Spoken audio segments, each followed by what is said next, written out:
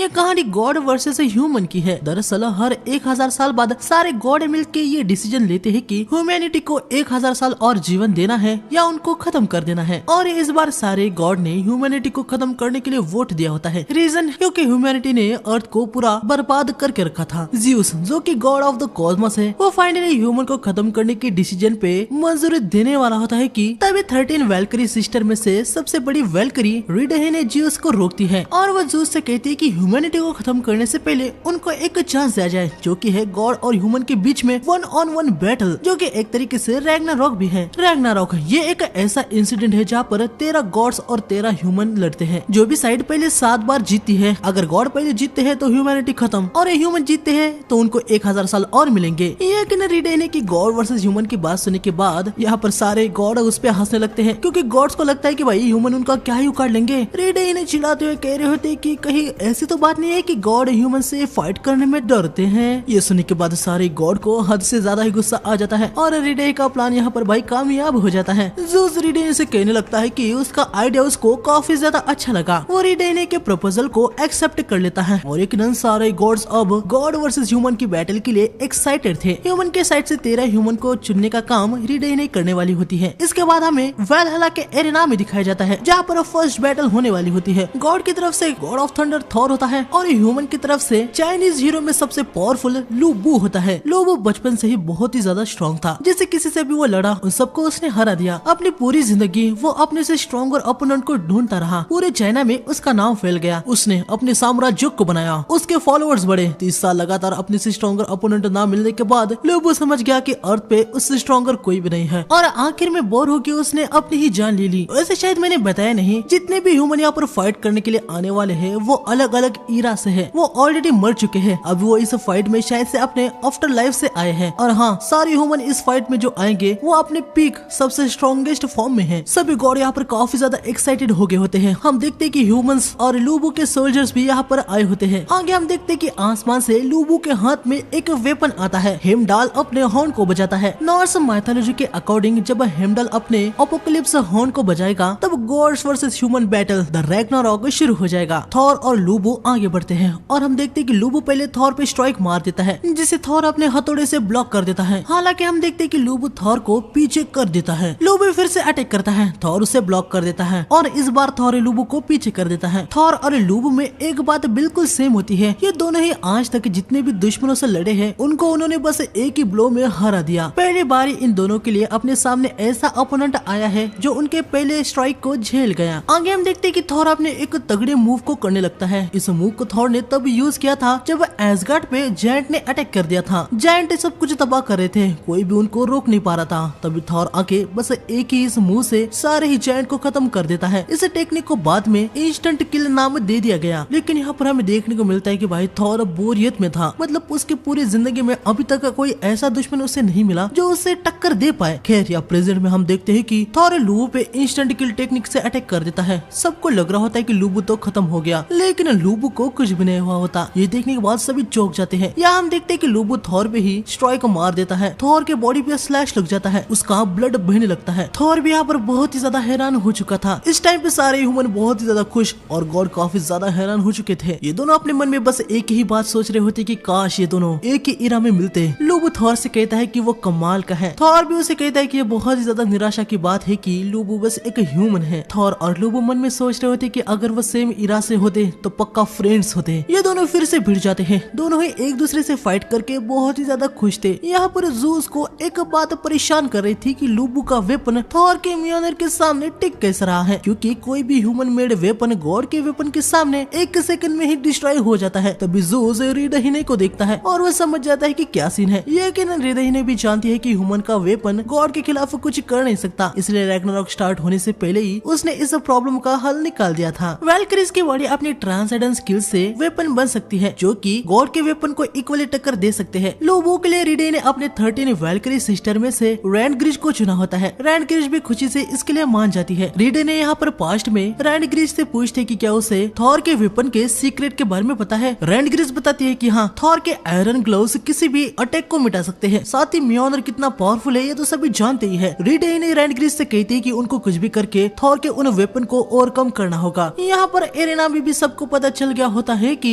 आखिरी लूबू के पास का वेपन थॉर के वेपन के सामने टिक्के से पा रहा है। रेनग्रिज ने लूबू के मेमोरी को एब्जॉर्ब करके उसके लिए एक परफेक्ट वेपन में ट्रांसफॉर्म हो जाती है। ये जो प्रोसेस है इसे वेलुंडर कहा जाता है। लूबू थॉर के ग्लव्स पे स्ट्राइक को मार देता है और हम देखते हैं कि वो टूटने लगते हैं। नॉर्स माइथोलॉजी के अकॉर्डिंग म्योनिर बहुत ही ज्यादा पावरफुल वेपन है। उसकी हीट से प्रोटेक्ट करने के लिए थॉर को इन जेंट ग्रैपर ग्लव्स को पहनना पड़ता था और हम देखते हैं कि वही ग्लव्स यहाँ पर अभी टूट जाता है। सारे गॉड ये देखने के बाद बहुत ही ज्यादा पैनिक हो जाते हैं। ये दोनों बहुत ही ज्यादा खुश हो जाती है। लूबू थॉर पे और स्ट्राइक मार के उसे पीछे कर देता है, लेकिन तभी हम देखते हैं कि म्योनिर बहुत ही ज्यादा हीट होने लगता है और उसके अंदर से दिल धड़कने जैसी आवाज आने लगती है। थॉर म्योनिर के पास आता है। आखिरकार तुम जाग गए हाँ म्योनिर। हम देखते कि म्योनिर टूट जाता है। उसके अंदर से फ्लैश जैसा मटेरियल पल्स होने लगता है। गोल ये देख के बहुत ज्यादा डर जाती है। वो कह रही होती है कि आखिर वो क्या है। यहाँ पर जूस बहुत ज्यादा खुश हो गया होता है कि फाइनली म्योनिर अवेक हो चुका है। जेट ग्रैपलर ग्लव्स की कहानी में एक मिसअंडरस्टैंडिंग है। वो ग्लव्स थॉर के म्योनिर की पावर को प्रोटेक्ट करने के लिए नहीं, बल्कि वो ग्लव्स म्योनिर के अवेक होने से पहले उसे क्रश करने के लिए थे। यानी एक प्रकार से कहा जाए तो वो थॉर की फुल पावर को रोकने के लिए थे। थॉर यहाँ पर अपने दूसरे ग्लव को भी निकाल देता है और म्योनिर को उठा लेता है। क्या नाम था तुम्हारा? हाँ लूबू, मेरे पास तुम्हारे लिए एक फेवर है, प्लीज मरना मत। थॉर म्योनिर को चार्ज करके लूबू की तरफ फेंकता है, लेकिन लूबू इसे भी डॉज कर देता है और वो थॉर पे स्ट्राइक मारने के लिए आ रहा होता है, लेकिन म्योनिर फिर से पीछे से लूबू की तरफ आने लगता है। लूबू इस बार भी उसे डॉज कर लेता है। थॉर म्योनिर को पकड़ के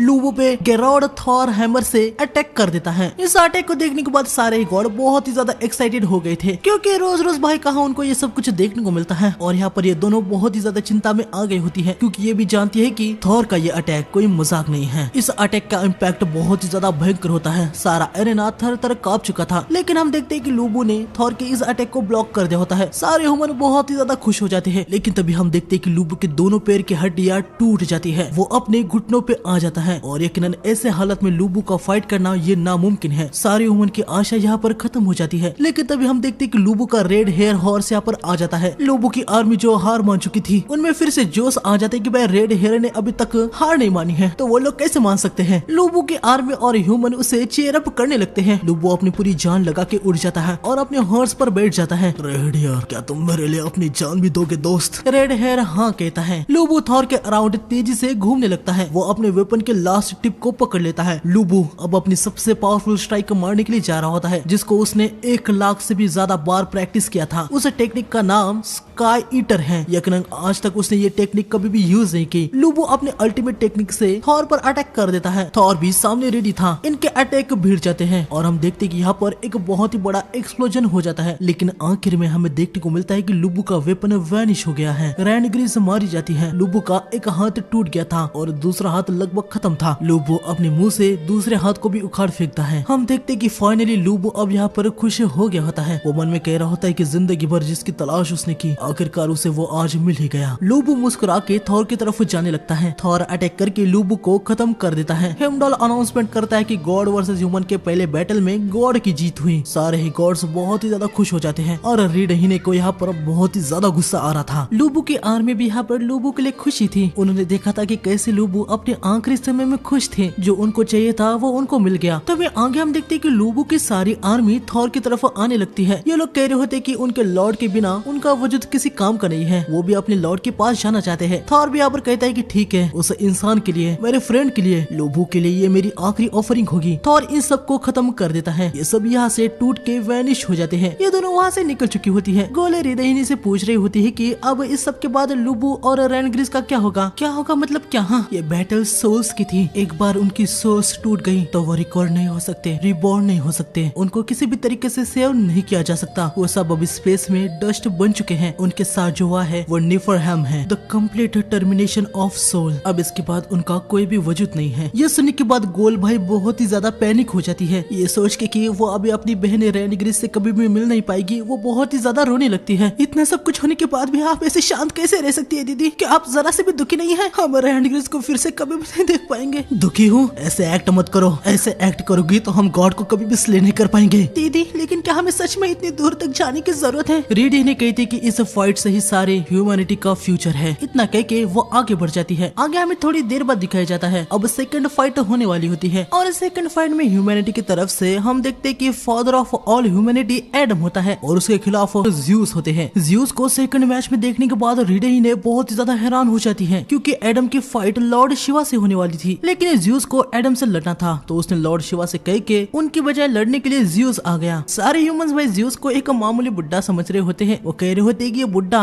ज़्यूस कैसे हो सकता है, लेकिन तभी ज़्यूस अपने फॉर्म में आता है। एडम की वैलेंडर 13 वैल्क्री में से 7th वाली रेगिनल लाइफ बनने वाली होती है। रेगिनल लाइफ एडम को अपने हाथ को आगे करने को कहती है। ये दोनों के हाथ टच हो जाते हैं और हम देखते हैं कि इन दोनों के दिल एक हो जाते हैं। एडम का वेपन एक नकल डस्टर होता है। ये देखने के बाद सभी के सभी बहुत ही ज्यादा हैरान हो जाते हैं कि एक नकल डस्टर वेपन कैसे हो सकता है, लेकिन एडम कहता है कि ये बढ़िया है। खैर इन दोनों की बैटल स्टार्ट हो जाती है। ज़्यूस एडम को पंच करता है लेकिन एडम इसे डॉज कर लेता है। ये पंच कोई नॉर्मल पंच नहीं था, ये 0.001 सेकंड अल्ट्रा लाइट स्पीड पंच था। आगे हम देखते हैं कि ज़्यूस इससे भी ज्यादा फास्ट पंच एडम को करने लगता है, लेकिन एडम उन सबको ही डॉज कर रहा होता है। ज़्यूस मीटियोर जैब से पंच करने लगता है। इन पंचेस की स्पीड पहले वालों से भी और भी ज्यादा तेज थी। तभी हम एडम की आंखों में एक पैटर्न देखते हैं। एडम मीटियोर जैब पंचेस को भी डॉज कर रहा होता है। इसके बाद ज़्यून डिवाइन एग से अटैक कर देता है, लेकिन एडम जंप लगा के इसे भी डॉज कर देता है। ये देखने के बाद हर्मिस और एरेस जो कि गॉड ऑफ वॉर है बहुत ही ज्यादा हैरान हो जाते हैं। ज़्यूस एडम से कहता है कि वो बढ़िया है, लेकिन ऐसे भागने से कुछ नहीं होने वाला। एडम कहता है कि वो ये बात जानता है। तभी एडम सेम ज़्यूस की तरह जंप करने लगता है और सेम ज़्यूस की टेक्निक 0.001 स्पीड वाला पंच एडम ज़्यूस को मार देता है, जिससे ज़्यूस को चोट लग जाती है। ज़्यूस यहाँ पर परेशान हो जाता है कि एडम ने आखिर उसके मुंह को कैसे यूज कर लिया। एडम सारे ज़्यूस ने जो उस पे पंचेस किए थे वो ज़्यूस पे ही लैंड करने लगता है। इस बार अभी ज़्यूस उनको डॉज कर रहा होता है। तभी एडम मीटियोर जैब से भी ज़्यूस पे अटैक कर देता है, जो कि ज़्यूस को हिट हो जाते हैं। बस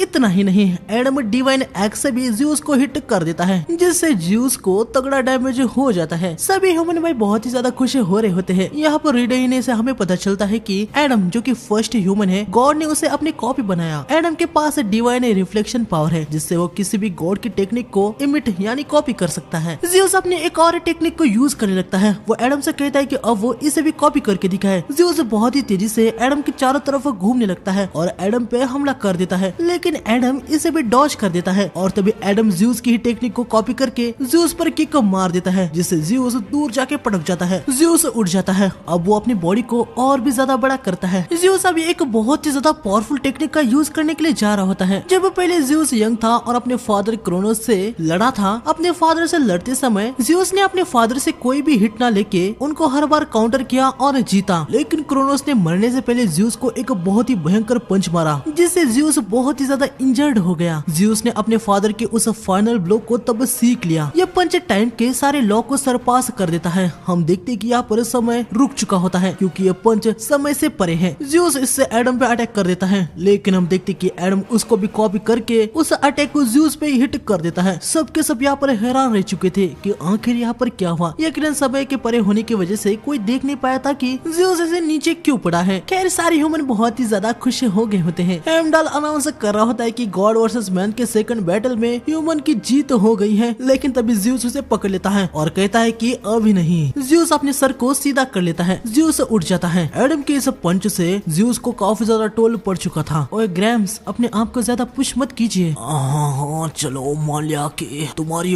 की कोई मजाक तो नहीं है, वो मुझे भी तुम्हारे बारे में थोड़ा समझ आ चुका है, लेकिन मुझे एक चीज बताओ, तुम्हारी आंखों में मुझे गॉड के लिए कोई भी नफरत नहीं दिख रही है। मुझे एक कारण बताओ कि तुम यहाँ पर गॉड के खिलाफ लड़ने के लिए क्यों आए हो। अब ये पूछ रहे हो, तुम सभी गॉड एकदम इडियट हो। नफरत, रिवेंज ये कोई भी कारण नहीं है जिसकी वजह से मैं यहाँ पर लड़ने के लिए आया हूँ। अपने बच्चों को प्रोटेक्ट करने के लिए कोई कारण चाहिए क्या। ये सुनने के बाद भाई सारे ह्यूमन से रोने ही लगते हैं। रीडेही को लगा था कि भाई एडम यहाँ पर आपने कोई रिवेंज या गुस्से की वजह से आया है, लेकिन ऐसा नहीं है। हाँ तुमने तो सारे क्राउड को भी अपनी तरफ कर लिया है। मैं एडमिट करता हूँ कि तुम पावरफुल हो। हाँ मैं ही गधा था, मुझे लगा था कि मैं बस इतने में ही जीत जाऊंगा। हम देखते हैं कि भाई ज़्यूस अपनी ही बॉडी को क्रश करने लगता है। थोड़ी देर बाद हम देखते हैं कि ज़्यूस अपने फाइनल फॉर्म एडमास में आता है, जिसे देखने के बाद अभी एडम भी जो अभी तक चिल था वो सतर्क हो जाता है। एरेना में हर ह्यूमन थर थर कांपने लगता है। ये दोनों भी। हर्मिस जो ज़्यूस के बेटे में से एक है, वो कह रहा होता है कि ज़्यूस अभी अपने फाइनल फॉर्म में है, लेकिन मैक्सिमम वो इसमें 12 से 13 मिनट तक ही रह सकते हैं। ज़्यूस ज्यूस एडम पे अटैक कर देते हैं। अब ज्यूस के मसल पूरे सप्रेस हो चुके थे, उनके मसल के अंदर बस एनर्जी थी। ज्यूस के इस सीक्रेट टेक्निक में एनर्जी का कलेक्शन है। उस एनर्जी को रिलीज करते हुए ज्यूस ऐसे पंचेस करता है जो कि बहुत ही ज्यादा पावरफुल होते हैं। लेकिन हम देखते कि एडम इसे भी कॉपी करके ज्यूस पे ही लैंड करता है। हालांकि इस बार ज्यूस को कुछ होता नहीं, वो अपने दूसरे हाथ से पंच कर रहा होता है। लेकिन एडम ज्यूस के पंच करने से पहले ही अपना पंच लैंड कर देता है। आगे हम देखते कि एडम लगातार ज्यूस पे पंचेस करने लगता है। लगातार एडम पंचेस किए ही जा रहा होता है। लेकिन तभी हमें देखने को मिलता है कि एडम की आंखों की एक लिमिट है। लगातार ज्यूस के पंचेस को डॉज करते हुए उनको ज्यूस को ही पंच करना, इससे एडम ओवर हिट हो जाता है। हृदय ने भी ये सब कुछ समझ जाती है। उसे ज्यूस पे बहुत ही ज्यादा गुस्सा आ रहा होता है। हालांकि यहाँ पर हम देखते हैं कि एडम के साथ ज्यूस भी अपने लिमिट पे आ रहा होता है, यानी अब ये बैटल सहन शक्ति का है। हम देखते हैं कि दोनों ही अपनी पूरी जान लगा के फाइट कर रहे होते हैं। लेकिन आखिर में हम देखते हैं कि एडम की आंखें डिस्ट्रॉय हो जाती है। ज्यूस एडम को हिट करता है, जिससे एडम पीछे हो जाता है। ज्यूस तुरंत आके एडम को एक और हिट मार देता है। ज्यूस अभी रुकता नहीं, वो एडम पे लगातार पंचेस मारता है। एडम बस अभी डिफेंस में होता है। सारे ह्यूमंस रोने लगते हैं। वो एडम को अभी रुकने को कह रहे होते हैं। यकीनन इनको पता चल गया होता है कि विनर कौन है। या अभी एडम को ऐसे इंजर्ड होते हुए नहीं देख पा रहे थे। एडम को एक बच्चे की रोने की आवाज आने लगती है। वो मन में कहता है कि मत रो, तुम्हारे फादर तुम्हें प्रोटेक्ट करेंगे। ज्यूस एडम पे एक जोरदार पंच मार देता है, लेकिन एडम ज्यूस के सर को पकड़ लेता है और इन्हें दोनों के बीच में एक आखिरी ब्लोज का वार स्टार्ट हो जाता है और काफी देर तक ये चलता है। थोड़ी देर बाद हमें देखने को मिलता है कि ज्यूस नीचे गिर जाता है, लेकिन यहाँ पर एडम ऑलरेडी डेड हो चुका था। जब मैं कोलैप्स हो गया था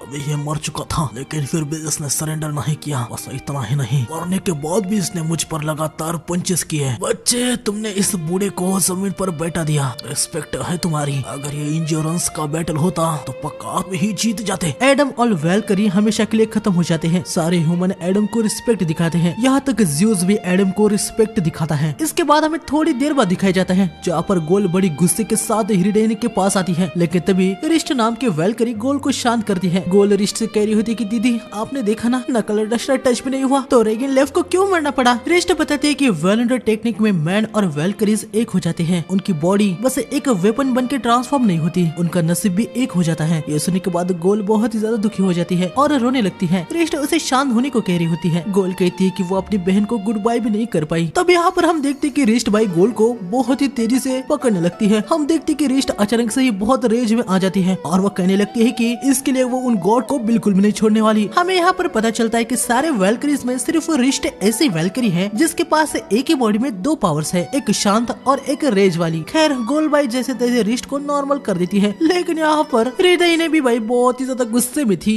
तभी हृदय के मोबाइल पर मैच जाता है कि नेक्स्ट फाइट में पोसाइडन लड़ने वाला है। ये जानने के बाद ये सब के सब बहुत ही ज्यादा पैनिक हो जाते हैं। पोसाइडन ज्यूस का बड़ा भाई है, उसे समंदर का ज्यूस कहा जाता है। हृदय ने यहाँ पर अभी सोच में पड़ जाती है कि पोसाइडन के खिलाफ लड़ने के लिए आखिर वो किसे भेजे। ऑलरेडी वो 2 राउंड हार चुके हैं, लगातार वो और नहीं हार सकते। तभी हम देखते हैं कि यहाँ पर एक ओल्ड मैन आता है और वो कह रहा होता है कि पोसाइडन के खिलाफ लड़ने के लिए वो जाएगा। ये बंदा कोजिरो सासाकी होता है, जिसे हिस्ट्री का सबसे बड़ा लूजर नाम से जाना जाता है। आप तो कोजिरो सासाकी हो? हाँ, फोटो से तो आप बिल्कुल भी अलग दिख रहे हो। आप तो एक बुढ़ाऊ दिख रहे हो। मुझे लगा था कि रैग्नारॉक में जो सोल समन की गई है वो उनके एज और डेथ के बिना अपने स्ट्रॉन्गेस्ट फॉर्म में है। हृदय ने भी कोजिरो को सेम सवाल करने के लिए जा रही होती है, लेकिन उठते समय उससे एक जार गिर जाता है। लेकिन हम देखते हैं कि कोजिरो उसे बहुत ही आसानी से पकड़ लेता है और मिल्क को पी भी लेता है। ये देखने के बाद हृदय ने समझ जाती है कि कोजिरो जो उसके सामने है अभी उसका वो पीक फॉर्म है। कोजिरो बताता है कि उसको मरे हुए 400 साल हो चुके हैं, लेकिन इन 400 सालों में उसने अपनी स्वॉर्ड्समैनशिप को इम्प्रूव करना कभी भी नहीं छोड़ा। अभी जो कोजिरो उनके सामने है वो उसके गोल्डन एज है। ये सब कुछ सुनने के बाद हृदय ने बहुत ही ज्यादा खुश हो जाती है। आगे हमें एरेना में दिखाया जाता है जो कि वाटर से भरा हुआ था। हेमडल अनाउंस करता है कि अब 3rd राउंड का मैच स्टार्ट होने वाला है। सबसे पहले ज़ूस ऑफ वाटर पोसाइडन आता है, उसके बाद कोजिरो और फार्मिंग करते हुए बोट से आता है। कोजिरो को देख के सारे ह्यूमन को लग रहा होता है कि भाई ह्यूमन की तरफ से ये बुढ़ाऊ लगेगा। इनको लग रहा होता है कि ह्यूमैनिटी अब तीसरी बार भी हारने वाली है। स्टेडियम में सारे स्वॉर्ड्समैन यकीनन कोजिरो को पहचान जाते हैं। कोजिरो जो लड़ने के लिए आया है उस पे मुसाशी मियामोटो का क्या कहना है, अब ये सभी स्वॉर्ड्समैन ये सुनना चाह रहे होते हैं, लेकिन मुसाशी अभी कुछ भी नहीं कहता। वैसे मुसाशी उन स्वॉर्ड्समैन में से है जिसने कोजिरो से फाइट की थी और यकीनन कोजिरो को हिस्ट्री का सबसे बड़ा लूजर नाम से जाना जाता है। तो मुसाशी का बेटा यहाँ पर उसको मैदान में देख के थोड़ा सा गुस्सा होने लगता है। खैर, यहाँ पर कोजिरो अपनी स्वॉर्ड को निकाल के जमीन पर टच करता है और पोसाइडन के वाटर की सारी वेव शांत हो जाती है। ये देखने के बाद यहाँ पर सबके सब बहुत ही ज्यादा हैरान रह जाते हैं। मुसाशी अपने बेटे के पास के 5 रिंग्स बुक को फाड़ देता है। वो पूछता है कि डैड आपने ऐसा क्यों किया। उसके डैड बताते हैं कि इसके अभी कोई भी जरूरत नहीं है। हम देखते कि भाई ये सभी अभी रोने लगते हैं। कोजिरो ने वो हासिल कर लिया है जो कि हर स्वॉर्ड्समैन का एक सपना होता है। कोजिरो ने नंबर 1 अंडर द सन को हासिल कर लिया है। नंबर 1 अंडर द सन ये टाइटल उस स्वॉर्ड्समैन को दिया जाता है जो स्वॉर्ड्समैनशिप के पीक पे पहुंच गया। यानी कोजिरो अभी स्वॉर्ड्समैन में नंबर 1 पर है, उसके ऊपर कोई भी नहीं। पोसाइडन और कोजिरो आमने सामने होते हैं। हमें पोसाइडन के बारे में थोड़ा दिखाया जाता है कि भाई पोसाइडन में कोई भी फीलिंग्स वगैरह नहीं है। उसका मानना यह है कि गॉड को किसी की भी जरूरत नहीं होती क्योंकि वो सुप्रीम होते हैं और ह्यूमंस को पोसाइडन एक कचरा मानता है। इसके बाद हमें कोजिरो के पास्ट में दिखाया जाता है। बचपन से ही कोजिरो एक लूजर था। वो टोडा नाम के एक डोजो में बस नाम के लिए स्वॉर्ड्समैन की प्रैक्टिस करता था। यहाँ के एक स्वॉर्ड्समैन कागेकासु से कोजिरो कभी भी नहीं जीता। जैसे ही कोजिरो हारने लगता वो कह देता था कि भाई उसने हार मान ली। लेकिन इस डोजो के मास्टर को सेंस हो चुका था कि भाई कोजिरो में कुछ तो बात है। आगे हमें पता चलता है कि कोजिरो का असली टैलेंट नेचर में था। कोजिरो नेचर से सीखता था। नेचर के सीक्रेट में बीस्ट कैसे जीते हैं कोजिरो यह सब कुछ ऑब्जर्व करता था। इसके बाद हमें कुछ सालों बाद दिखाया जाता है जहाँ पर कोजिरो अभी अडल्ट हो चुका था। वो अभी बहुत ही ज्यादा मस्कुलर हो चुका था। वो काफी समय बाद डोजो में आया था। कोजिरो का ऐसा देख के भाई सभी के सभी यहाँ पर हैरान हो चुके थे। कागेकासु कोजिरो से कहता है कि वो उसे फाइट कर ले, लेकिन कोजिरो उसे बताता है कि उसने कागेकासु को अपने हेड में हरा दिया है। कागेकासु को हराने के लिए कोजिरो को अपने हेड में उसके साथ 146 बार लड़ना पड़ा, लेकिन आखिर में कोजिरो ने उसको हरा दिया। कोजिरो यहाँ से निकल रहा होता है। कागेकासु को लग रहा होता है कि भाई आखिर कोजिरो ये क्या मजाक कर रहा है। कागेकासु कोजिरो पे अटैक कर देता है, लेकिन हम देखते हैं कि कोजिरो उसके 2 टुकड़े कर देता है। हालांकि ये कोजिरो ने अपने हेड में किया था और कागेकासु को भी ये सेंस हो चुका था। कागेकासु जो कि कोजिरो से कहता है कि वो सरेंडर कर रहा है। आगे कोजिरो मास्टर सेंगेन से कहता है कि क्या वो उसके साथ फाइट करेंगे और यकीनन मास्टर हाँ कहते हैं। इसके बाद हमें कई साल बाद दिखाया जाता है। मास्टर सेंगेन कोजिरो से मिलने के लिए आते हैं और अंदर आने के बाद उनको देखने को मिलता है कि कोजिरो ने डोजो के सारे ही स्वॉर्ड्समैन को हरा दिया था, यहाँ तक मास्टर सेंगेन को भी। मास्टर सेंगेन यहाँ पर बहुत ही ज्यादा खुश हो गए थे कि कोजिरो ने उनको भी सरपास कर दिया है। इसके बाद कोजिरो अपने एक जर्नी पे निकल पड़ता है जहाँ पर वो हर पावरफुल स्वॉर्ड्समैन से फाइट करता है और हर किसी के साथ वो हारता था, लेकिन यकीनन अपने माइंड में वो उन सबको हराने की प्रैक्टिस किया करता था। यहाँ पर प्रेजेंट में कोजिरो पोसाइडन पे अटैक कर देता है, लेकिन हम देखते कि पोसाइडन उसे खत्म कर देता है। लेकिन एक्चुअली में कोजिरो अपने दिमाग में पोसाइडन से फाइट कर रहा था। वो रास्ता ढूंढ रहा था कि किस तरीके से वो पोसाइडन पे स्ट्राइक मारे। आगे हमें पता चलता है कि कोजिरो ने अपने हेड में 16 बार पोसाइडन पे अटैक किया, लेकिन हर बार वही मारा गया। अनथ है चाहे कैसे भी मैं उस पे अटैक कर रहा हूँ, लेकिन वही मारा जा रहा हूँ। लगता है कि ये गॉड मेरी तरफ देख भी नहीं रहा।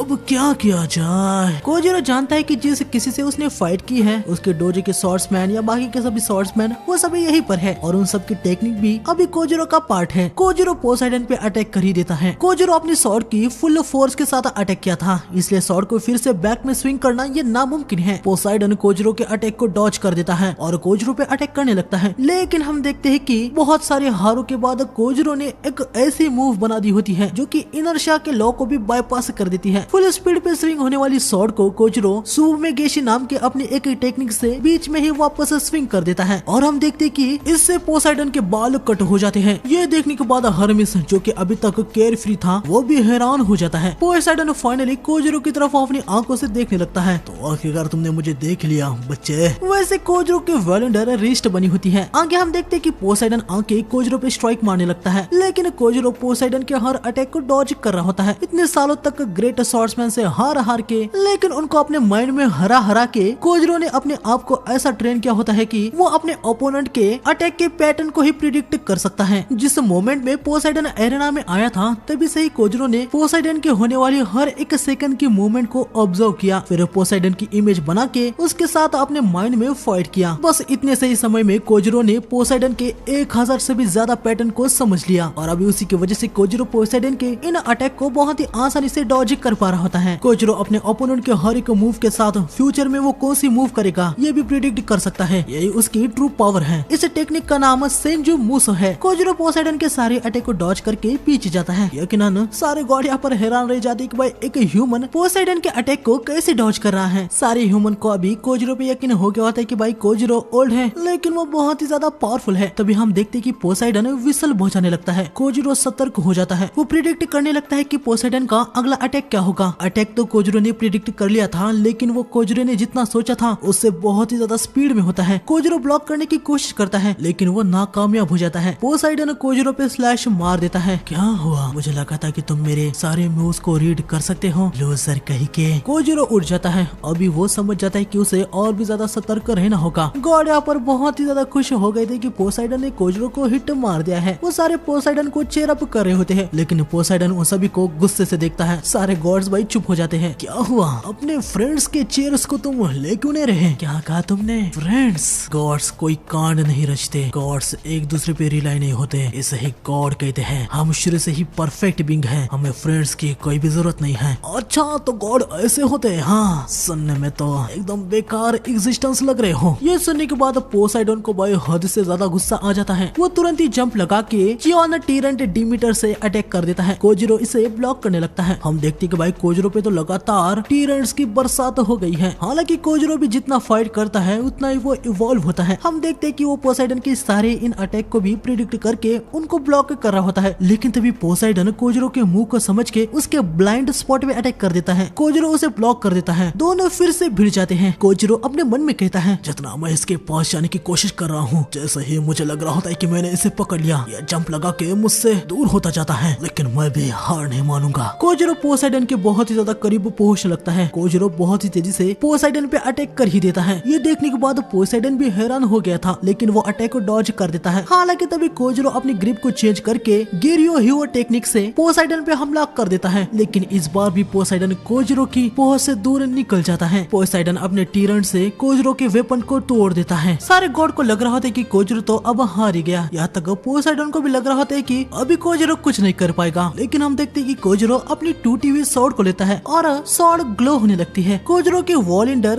रिस्ट होती है, और जैसे कि हमें पता ही है कि रिस्ट एक अकेली ऐसी वेलकरी है जिसके पास एक की बॉडी में 2 पावर्स है। हम देखते हैं कि यह स्वॉर्ड डुअल स्वॉर्ड में बदल जाती है और हर एक स्वॉर्ड में रिस्ट की एक पर्सनालिटी होती है। दोनों फिर से लड़ने के लिए तैयार हो जाते हैं। पोसाइडन अटैक कर ही देता है। डुअल स्वॉर्ड से कोजिरो पोसाइडन के हर एक मूव को ब्लॉक कर रहा होता है। डुअल स्वॉर्ड से लड़ना यह स्पेशलिटी मुसामोटो की होती है। कोजिरो ऑलरेडी इसके साथ भी लड़ चुका है। बस इतना ही नहीं, मरने के बाद भी कोजिरो ने अपने माइंड में 1000 बार से भी ज्यादा मुसाशी से फाइट कर रखी थी, और अभी वो मुसाशी की टेक्निक में उससे भी आगे है। बस इतना ही नहीं, कोजिरो अब यहाँ पर हर एक स्वॉर्ड्समैन के टेक्निक का यूज करके पोसाइडन से लड़ रहा होता है। और आगे हम देखते हैं कि आखिर में कोजिरो पोसाइडन पे बहुत ही सारे स्लैशेस मार देता है। हेमडाल और सारे गॉड यहाँ पर हैरान रह जाते हैं कि पोसाइडन, जो कि समंदर का जूस है, वो आज पहली बार इतना इंजर्ड है, वो भी एक ह्यूमन के हाथों। सारे ह्यूमंस यहाँ पर बहुत ही ज्यादा खुश हो जाते हैं। लेकिन तभी आगे हम देखते हैं कि पोसाइडन फिर से विसल बजने लगता है। पोसाइडन अभी तक अपनी फुल पावर से लड़ ही नहीं रहा था। अभी वो अपने सारे इन बेकार से ट्रिक्स का यूज करने के बजाय सीधा ही फुल पावर के साथ कोजिरो पे स्लैश मार देता है। कोजिरो तुरंत शिंजुमुसो का यूज करता है, लेकिन इस बार पोसाइडन बहुत ही स्पीड से अटैक कर रहा होता है। कोजिरो इसे अवॉइड नहीं कर पा रहा होता। तभी पोसाइडन मेडुसा एलोपोडेमीटर से कोजिरो पे हमला कर देता है, और ये अटैक भाई हद से ज्यादा स्पीड के होते हैं। कोजिरो भी हार नहीं मानता, वो अटैक को ब्लॉक करता रहता है। कोजिरो पोसाइडन पे वार करने की कोशिश कर रहा था, लेकिन फिर से पोसाइडन कोजिरो की पहुंच से आगे निकल चुका होता है। जब भी कोजिरो को लग रहा था कि वो समंदर के आखिर में पहुंच गया है, लेकिन समंदर और भी ज्यादा गहरा होता ही जा रहा था। कोजिरो अपने मन में कहता है कि क्या मैं बस इतना ही आगे जा सकता हूँ? वैसे हारना मेरे लिए कुछ नया नहीं है, मैं इसका आदी हूँ। तभी हम देखते कि जितनों ने भी अभी तक कोजिरो से लड़ा था, वो सभी उसको आवाज देने लगते हैं। सारे ह्यूमन जो शुरू में कोजिरो को बस लूजर समझ रहे थे, वो सभी कोजिरो को चीयर अप कर रहे होते हैं। उन सभी की आवाज से कोजिरो जाग जाता है। हर बार ये मोमेंट होता है जहाँ पर कोजिरो हार जाता था। वो कभी अपनी ट्रू स्किल का यूज ही नहीं किया। कोजिरो पोसाइडन के अटैक को ब्लॉक कर ही देता है। इस बार मैं जीतना चाहता हूँ। ये वो मोमेंट था जब कोजिरो की स्वॉर्ड आखिर में समंदर के सबसे नीचे पहुंच गई थी। पोसाइडन फिर से अपना अटैक करता है, लेकिन अब कोजिरो उस लेवल में पहुंच गया है जहाँ पर उसको पोसाइडन के हर एक मूव के बारे में पता है। कोजिरो पोसाइडन के लाइट स्पीड वाले अटैक को हलवे की तरह डॉज करके पोसाइडन के पास आता है और उसके हाथ को काट देता है। पोसाइडन अपने दूसरे हाथ से टीरिन को पकड़ता है और अटैक करने लगता है, लेकिन कोजिरो उसके दूसरे हाथ को भी काट देता है। लेकिन भाई पोसाइडन भी हार नहीं मानता। वो अपने मुंह में टीरिन को लेके अटैक करता है। कोजिरो पोसाइडन के सीने में स्लैश मार देता है। पोसाइडन के 2 टुकड़े हो जाते हैं, वो मर जाता है और फाइनली ह्यूमंस एक मैच को जीत ही जाते हैं। यकीनन सारे ह्यूमन बहुत ही ज्यादा खुश हो गए होते हैं और सारे गॉड यहाँ पर दंग रह जाते हैं कि एक ह्यूमन ने एक गॉड को खत्म कर दिया। कोजिरो भी भाई बहुत ही ज्यादा थक गया था,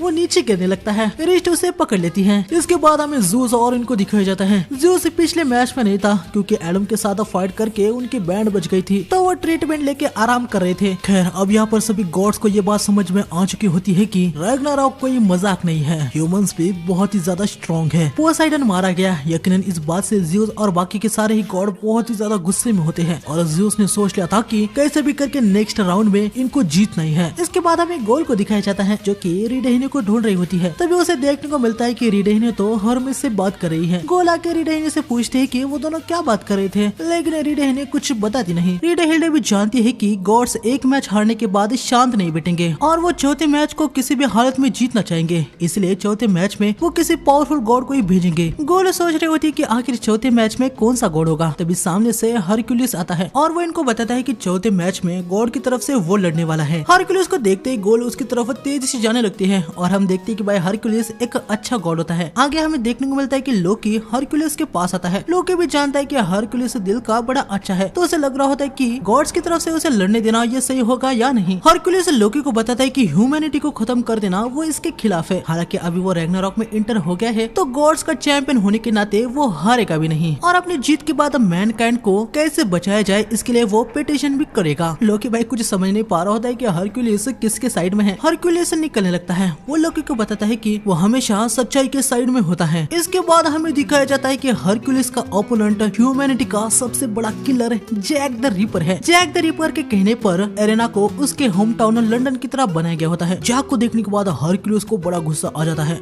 वो अपने मन में कहता है आखिर ये क्यों, लोबो, एडम और कोचरो ये सभी ह्यूमैनिटी को रिप्रेजेंट करने के वर्दी थे। जिस तरह से वो लड़े गॉड भी उनसे इम्प्रेस हो गए, तो मुझे इससे क्यों लड़ना होगा। मैनकाइंड भी अभी समझ नहीं पा रही होती कि भाई अभी वो किसको सपोर्ट करे। हमें हरक्यूलिस के बारे में बताया जाता है। हरक्यूलिस पहले एक नॉर्मल सा ह्यूमन था जो कि थीबस नाम के एक सिटी में रहता था। पहले उसका नाम अलाकेडिस था। बचपन से हरक्यूलिस दिल का बहुत ही अच्छा था। वो कभी भी बुराई को सहन नहीं कर पाता था। भले वो बहुत ही ज्यादा कमजोर था लेकिन हमेशा सच्चाई की तरफ और बुराई का सामना किया करता था। जब भी हरक्यूलिस को चॉइस मिलती थी वो हमेशा हार्ड वाला रास्ता ही चुनता था। आगे काफी साल बाद हरक्यूलिस काफी ज्यादा स्ट्रॉन्ग बन गया। 2020 में जब वो वालहला में ह्यूमंस को 1000 साल जिंदगी देनी है या नहीं इस पे मीटिंग चल रही थी, तो यहाँ पर ह्यूमंस को यकीनन 1000 साल मिल गए होते हैं। लेकिन थीबस में होने वाली इंजस्टिस को देख के कुछ गॉड कह रहे होते हैं कि उस सिटी के ह्यूमंस को सबक सिखाना चाहिए। थीबस ये टेरिटरी एरेस के अंडर आती थी तो वो वहाँ पर जाने वाला था। आगे हम देखते कि एरेस अपने डिवाइन आर्मी के साथ थीबस में आ गया होता है। वो सारे ह्यूमन से कहता है कि उन्होंने जो कांड यहाँ थीबस में किए हैं आज उसकी सजा सारे ह्यूमन को मिलने वाली है। सारे ह्यूमन यहाँ पर डर चुके होते हैं। यकीनन गॉड से भिड़ना इसके बारे में वो सोच भी नहीं सकते। लेकिन अकेला हरक्यूलिस सामने खड़ा हो जाता है। हरक्यूलिस एरेस पे अटैक करने के लिए आता है लेकिन वो किक मार के उसे पीछे पटक देता है। लेकिन हरक्यूलिस हार नहीं मानता। वह रुक जा, मैं तुम्हें आगे नहीं जाने दूंगा। हाँ ऐसी बात है, एक ह्यूमन होने के बावजूद भी तुम्हें काफी दम है। मुझे तुम पसंद आ गए। हमारे सामने झुक जाओ, हम तुम्हारी जान बख्श देंगे।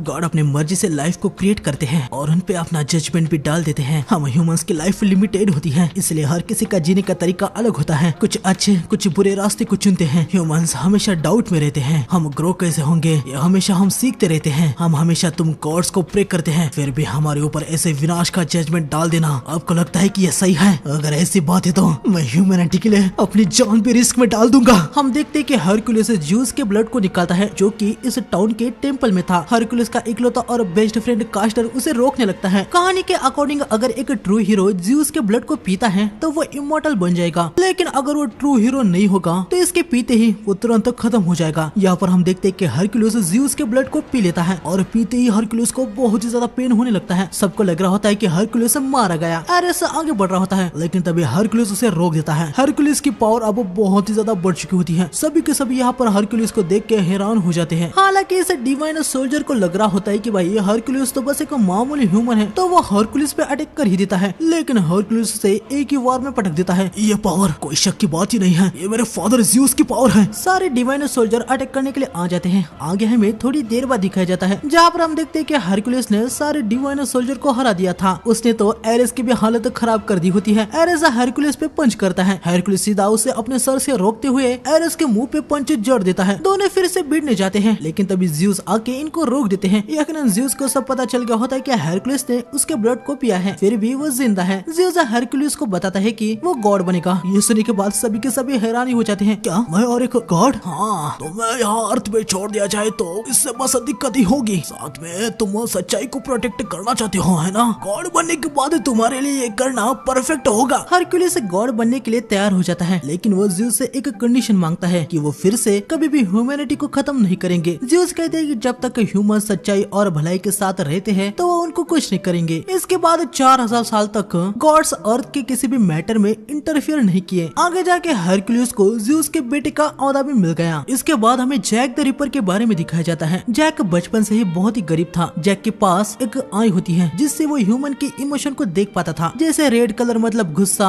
ब्लू मतलब जैसे खुद को कोई महान समझने वाला। सिर्फ उसके मॉम के अंदर से ही उसको एक गोल्डन लाइट दिखती थी जो कि प्यार और काइंडनेस की थी। लेकिन आगे हमें पता चलता है कि जैक के मॉम को जैक के पहले 5 बच्चे होने वाले थे, लेकिन उन्होंने उनको जन्म नहीं दिया, सिर्फ जैक को ही जन्म दिया। जैक को खुद भी पता नहीं था कि अपने पापा कौन है। जैक के पापा अमीर थे। उन्होंने जैक की मॉम को वादा किया था कि वो उससे शादी करेंगे, लेकिन एक दिन न्यूज़पेपर में जैक की मॉम को देखने को मिलता है कि जैक के पापा किसी और लड़की के साथ शादी करने वाले हैं। ये देखने के बाद जैक की मॉम को बहुत ही ज्यादा गुस्सा आ जाता है। जैक अपनी मॉम से कह रहा होता है कि मॉम आप चिंता मत कीजिए, मैं आपके साथ हूँ। लेकिन अभी यहाँ जैक को देखने को मिलता है कि जो प्यार उसकी मॉम उसे किया करती थी वो सब कुछ फेक था। जैक की मॉम कह रही होती कि काश वो जैक को जन्म ही नहीं देती। अगर वो जैक के पापा को हासिल नहीं कर पाई तो जैक का उसके पास होना इसका कुछ भी कारण नहीं है। ये सब सुनने के बाद यकीनन जैक बहुत ही ज्यादा हैरान हो जाता है। जैक को अपनी मॉम से भी वो गुस्से वाला कलर दिखाई देने लगता है जो कि उसे हर किसी से दिखाई देता है। जैक भाई यहाँ पर पागल ही हो जाता है। वो अपने मॉम के गले को पकड़ लेता है और कहता है कि आप चिंता मत कीजिए, मैं आपको इस कलर से मुक्त कर दूंगा। यहाँ पहली बार जैक को पर्पल कलर दिखता है जो कि डर का कलर था। जैक को ये कलर बहुत ही ज्यादा पसंद आ जाता है। हम देखते हैं कि जैक अपनी मॉम को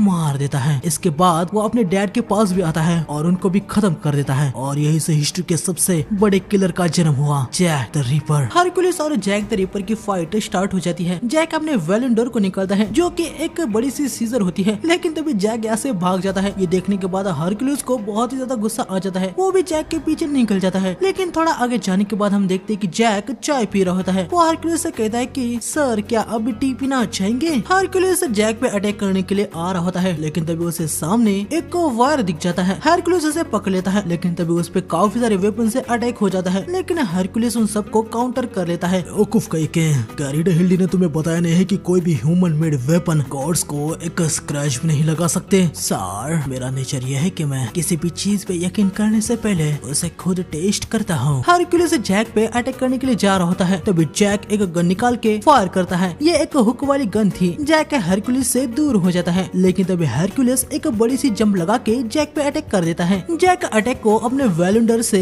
ब्लॉक करता है। हालांकि हम देखते हैं कि सीजर यहाँ पर टूट जाती है। जैक हरक्यूलिस से दूर हो जाता है और अपनी जेब से कुछ वेपन निकाल रहा होता है। मैंने तुमसे कहा है ना कि कोई भी ह्यूमन मेड वेपन मेरा कुछ भी नहीं उखाड़ सकता। जैक नाइफ को हरक्यूलिस के ऊपर फेंकता है। हरक्यूलिस बिना फिक्र किए हुए आगे बढ़ता है, लेकिन हम देखते हैं कि ये नाइफ्स हरक्यूलिस को इंजर्ड कर देते हैं। यकीनन ये देखने के बाद सभी के सभी हैरान हो चुके थे। आखिर ये कैसे? हाँ, मैंने कहा था कि वो सीजर्स मेरे वेलेंडर हैं, लेकिन वो एक झूठ था। मैं हैरान हो गया कि अब उस झूठ में इतने आसानी से फंस गए। सर मतलब ये नाइफ्स तुम्हारे वेलेंडर हैं? मेरा वेलेंडर ये वेपन प्रोड्यूसिंग पॉकेट है, लेकिन दिक्कत की बात ये है कि ये पॉकेट उनके साइज से ज्यादा बड़े वेपन्स नहीं बना सकते। हरक्यूलिस नाइफ को निकाल देता है। जैक और भी नाइफ को फेंकता है, लेकिन इस बार हरक्यूलिस अपने वेपन से उनको ब्लॉक कर देता है। हालांकि जैक इन्फोनाइट नाइफ को प्रोड्यूस कर सकता है। वो लगातार ये हरक्यूलिस पे नाइफ से अटैक कर रहा होता है और कुछ नाइफ हरक्यूलिस को हिट हो रहे होते हैं, लेकिन आगे हरक्यूलिस अटैक को ब्लॉक करते हुए आगे बढ़ता है और जैक के करीब आके उस पे अटैक कर देता है। जैक अम्ब्रेला को बना के उसे घुमाता है और हरक्यूलिस के अटैक को पैरी कर लेता है। हरक्यूलिस अब होल्ड बैक करना बंद कर देता है। वो अपने नेमियन लियोन स्किल से अटैक कर देता है। हरक्यूलिस अपने अम्ब्रेला से इस अटैक को भी ब्लॉक करने लगता है, लेकिन अम्ब्रेला टूट जाता है और वो पीछे दीवार पे पटक जाता है। जैक का शोल्डर टूट गया था, लेकिन वो उसे बस थोड़ा सा हिला के फिक्स कर देता है और अपने दोनों पॉकेट का यूज करके वो एक बड़ा सा वेपन बना देता है। जैक हरक्यूलिस पे अटैक कर देता है, जिसे हरक्यूलिस आराम से ब्लॉक कर देता है। जैक पीछे जाके अपने वेपन के मोड को चेंज करके हरक्यूलिस पे वार करता है। हरक्यूलिस उसे डॉज कर लेता है। जैक फिर से अपना नाइफ से अटैक करना शुरू कर देता है। हरक्यूलिस उन सबको काउंटर करके जैक पे ही अटैक कर देता है, लेकिन जैक हुक वाली गन का यूज करके हवा में आ जाता है और हरक्यूलिस पे अटैक करने लगता है। लेकिन जैक चाहे कितने भी अटैक क्यों न करा था, हरक्यूलिस उसके हर एक अटैक को डॉज और ब्लॉक कर रहा होता है। आगे हरक्यूलिस जैक के नाइफ को अपने हाथ से ही ब्लॉक करके उस पे अटैक कर देता है, लेकिन जैक अचानक से ही हवा में जंप लगा देता है। एक्चुअली में जैक पियानो वायर की हेल्प से ऐसा कर पा रहा था। जैक ने इस हर जगह पे पियानो वायर को फैला दिया था। तभी जैक अपने नाइफ को ऊपर वायर पे फेंकता है। हम देखते कि इस वायर का यूज करने के बाद वो नाइफ को बहुत ही ज्यादा तेज करके हरक्यूलिस पे अटैक कर देता देता है। अटैक्स रैंडमली कहीं से भी हो रहे थे, इसलिए हरक्यूलिस को उनको डॉज या ब्लॉक करना ये मुश्किल हो रहा था। हरक्यूलिस के लिए भी इतने ज्यादा इंजरीज को लेना ये ठीक नहीं था। हरक्यूलिस सारे नाइफ को निकाल देता है। जैक फिर से सामने से अटैक कर देता है, लेकिन इस बार हरक्यूलिस यहाँ पर हेरक्यूल एक्सोडस के 6th level gas summoning wide का यूज करके जैक के नाइफ को उसी की तरफ कर देता है। जैक अपने क्लोथ का यूज करके नाइफ से बच जाता है, लेकिन एक नाइफ वायर पे भी लग जाता है। वायर टूट जाता है। जैक के पैर में भी एक नाइफ घुस जाता है, साथ ही एक नाइफ उसकी आंख पे भी लग जाता है और जैक के आंख पे जो वॉच थी वो टूट जाती है। तुम अपनी इस ट्रिक से मुझे कभी भी नहीं हरा पाओगे।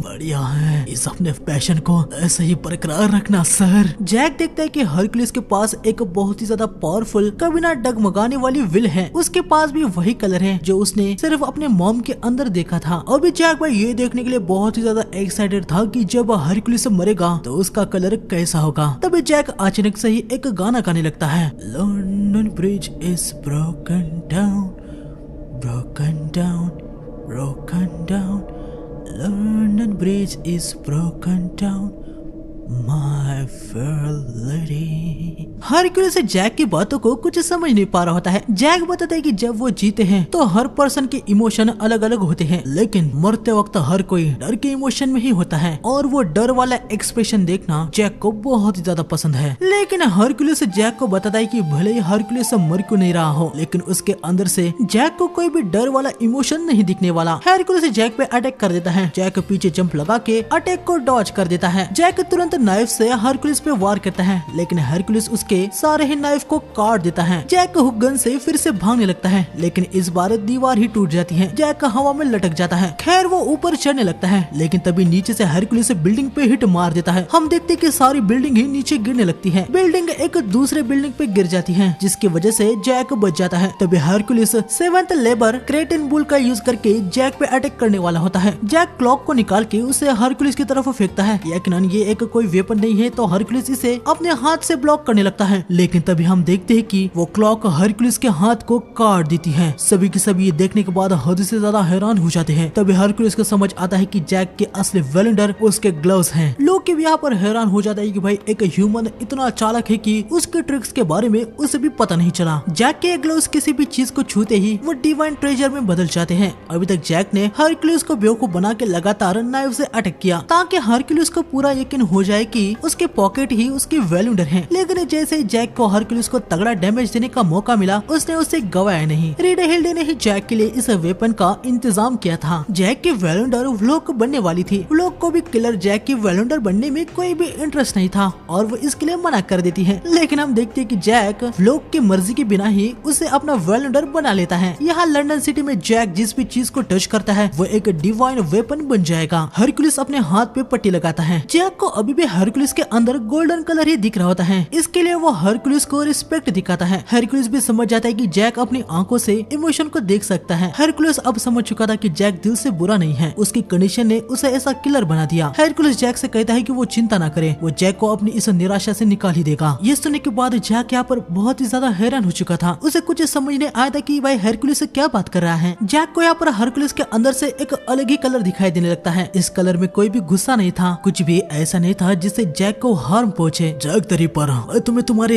इन सफरिंग से बचाऊंगा। हरक्यूलिस अपने वेपन को फेंकता है और हेडिस के हॉर्न को समन करता है। हेडिस के हॉर्न हरक्यूलिस के साथ मर्ज हो जाते हैं। ये हरक्यूलिस का आखिरी 12th लेबर फॉर्म होता है। ये बहुत ही ज्यादा पावरफुल फॉर्म होता है, लेकिन इसके साइड इफेक्ट भी हैं। ये फॉर्म हरक्यूलिस के अपोनेंट को खा जाते हैं, लेकिन अगर अपोनेंट को टाइम पे नहीं खाया गया तो ये हरक्यूलिस को ही कंज्यूम कर लेते हैं। हरक्यूलिस जैक पे अटैक कर देता है। जैक उसे डॉज कर देता है। हम देखते हैं कि ये अटैक बहुत ही ज्यादा पावरफुल था। जैक टूटे हुए पत्थरों को हरक्यूलिस पे फेंकता है, लेकिन अब हरक्यूलिस उनको बहुत ही आसानी से डिस्ट्रॉय कर देता है। हरक्यूलिस फिर से अटैक करने के लिए आ जाता है। जैक पीछे जंप लगा के अटैक को डॉज कर लेता है, लेकिन हरक्यूलिस रुकता नहीं। वो जैक पे एक और हिट मारने के लिए आता है। जैक नीचे गिरते हुए आयरन प्लेट को डिवाइन वेपन बना देता है। हालांकि हरक्यूलिस उसे एक हिट में ही तोड़ देता है। हरक्यूलिस अपने आर्म की पूरी स्ट्रेंथ एक जगह पे लाके हमला कर देता है, लेकिन जैक हरक्यूलिस के हाथ पे जंप लगा के उसके पीछे चला जाता है। हरक्यूलिस अब रुकता नहीं, वो फिर से अटैक अटैक करने के लिए आ जाता है। जैक गटर के ढक्कन को शील्ड की तरह यूज करता है, हालांकि इसका कोई भी फायदा नहीं होता। ढक्कन टूट जाता है और हरकुलिस जैक पे हिट लैंड कर ही देता है। हालांकि ढक्कन की वजह से अटैक की पावर कम हो गई थी, तो जैक अभी ठीक ही होता है। जैक हुक गन से ऊपर जाने लगता है, लेकिन हरकुलिस आके उसे एक पंच मार देता है। जैक नीचे गिरता है। हम देखते हैं कि जैक के अंदर फेंस घुस जाता है, जिससे यकीनन जैक को काफी ज्यादा डैमेज हो गया था। जैक नाइफ से फेंस को कट कर देता है और आगे फेंस को निकाल देता है। जैक दर्द से चिल्लाता है। हरकुलिस जैक के पास आता है, लेकिन तभी जैक अपने क्लोथ को निकाल के उसे वेपन में बदल देता है और पीछे की बिल्डिंग को गिरा देता है। जैक हरकुलिस के पास आके उस पे जंप लगाता है और बिल्डिंग के विंडो से दूसरी तरफ निकल जाता है। पूरी बिल्डिंग यहाँ पर हरकुलिस पे गिर जाती है, लेकिन फिर भी हरकुलिस इससे सर्वाइव कर जाता है। लेकिन हरकुलिस भी अभी काफी ज्यादा इंजर्ड हो चुका था। हरकुलिस आगे बढ़ता है। जैक नीचे पड़े हुए वुडन से अपने लिए वेपन और शील्ड बना लेता है। जैक पहले अटैक करता है, जिसे हरकुलिस काउंटर कर देता है। हरकुलिस के अटैक को जैक अपनी शील्ड से ब्लॉक कर देता है। इन दोनों के बीच में फिर से स्ट्राइक शुरू हो जाती है, लेकिन आखिर में हरकुलिस जैक की शील्ड को तोड़ देता है। वो उसे हिट मार देता है। जैक दूर पटक जाता है। अभी जैक हद से ज्यादा इंजर्ड हो चुका था। आगे जैक हरकुलिस के अटैक को बस डॉज कर रहा होता है और मौका मिलते ही वो हरकुलिस के ब्लाइंड स्पॉट पे अटैक कर देता है, लेकिन हरकुलिस को इससे ज्यादा इम्पैक्ट नहीं होता। हरकुलिस जैक को पीछे पटक देता है। सबको लग रहा होता है कि जैक खत्म हो गया, लेकिन वो उठ जाता है। जैक लंगड़ाते हुए हरकुलिस के पास आ जाता है। दोनों ही एक दूसरे पे अटैक करते हैं। हरकुलिस अटैक को डॉज करके जैक के सर पे पंच मार देता है। जैक नीचे गिर रहा होता है। हरकुलिस एक आखिरी अटैक करके जैक को खत्म करने ही वाला होता है, लेकिन तभी हम देखते हैं कि जैक संभल जाता है और वो अपने ब्लडी हाथों को हरकुलिस के अंदर घुसा देता है। तुम्हारा ब्लड, मुझे लगा था कि तुम अपनी इंजरीज को होल्ड कर रहे थे, लेकिन तुमने अपने ब्लड को अपने ग्लोव्स के साथ मिक्स कर दिया और मैंने अपने ब्लड को डिवाइन ट्रेजर में ट्रांसफॉर्म कर दिया। तुम आखिर तक इम्प्रेसिव रहे जैक। अभी मेरे दिल का कलर क्या है? क्या वो चेंज हुआ?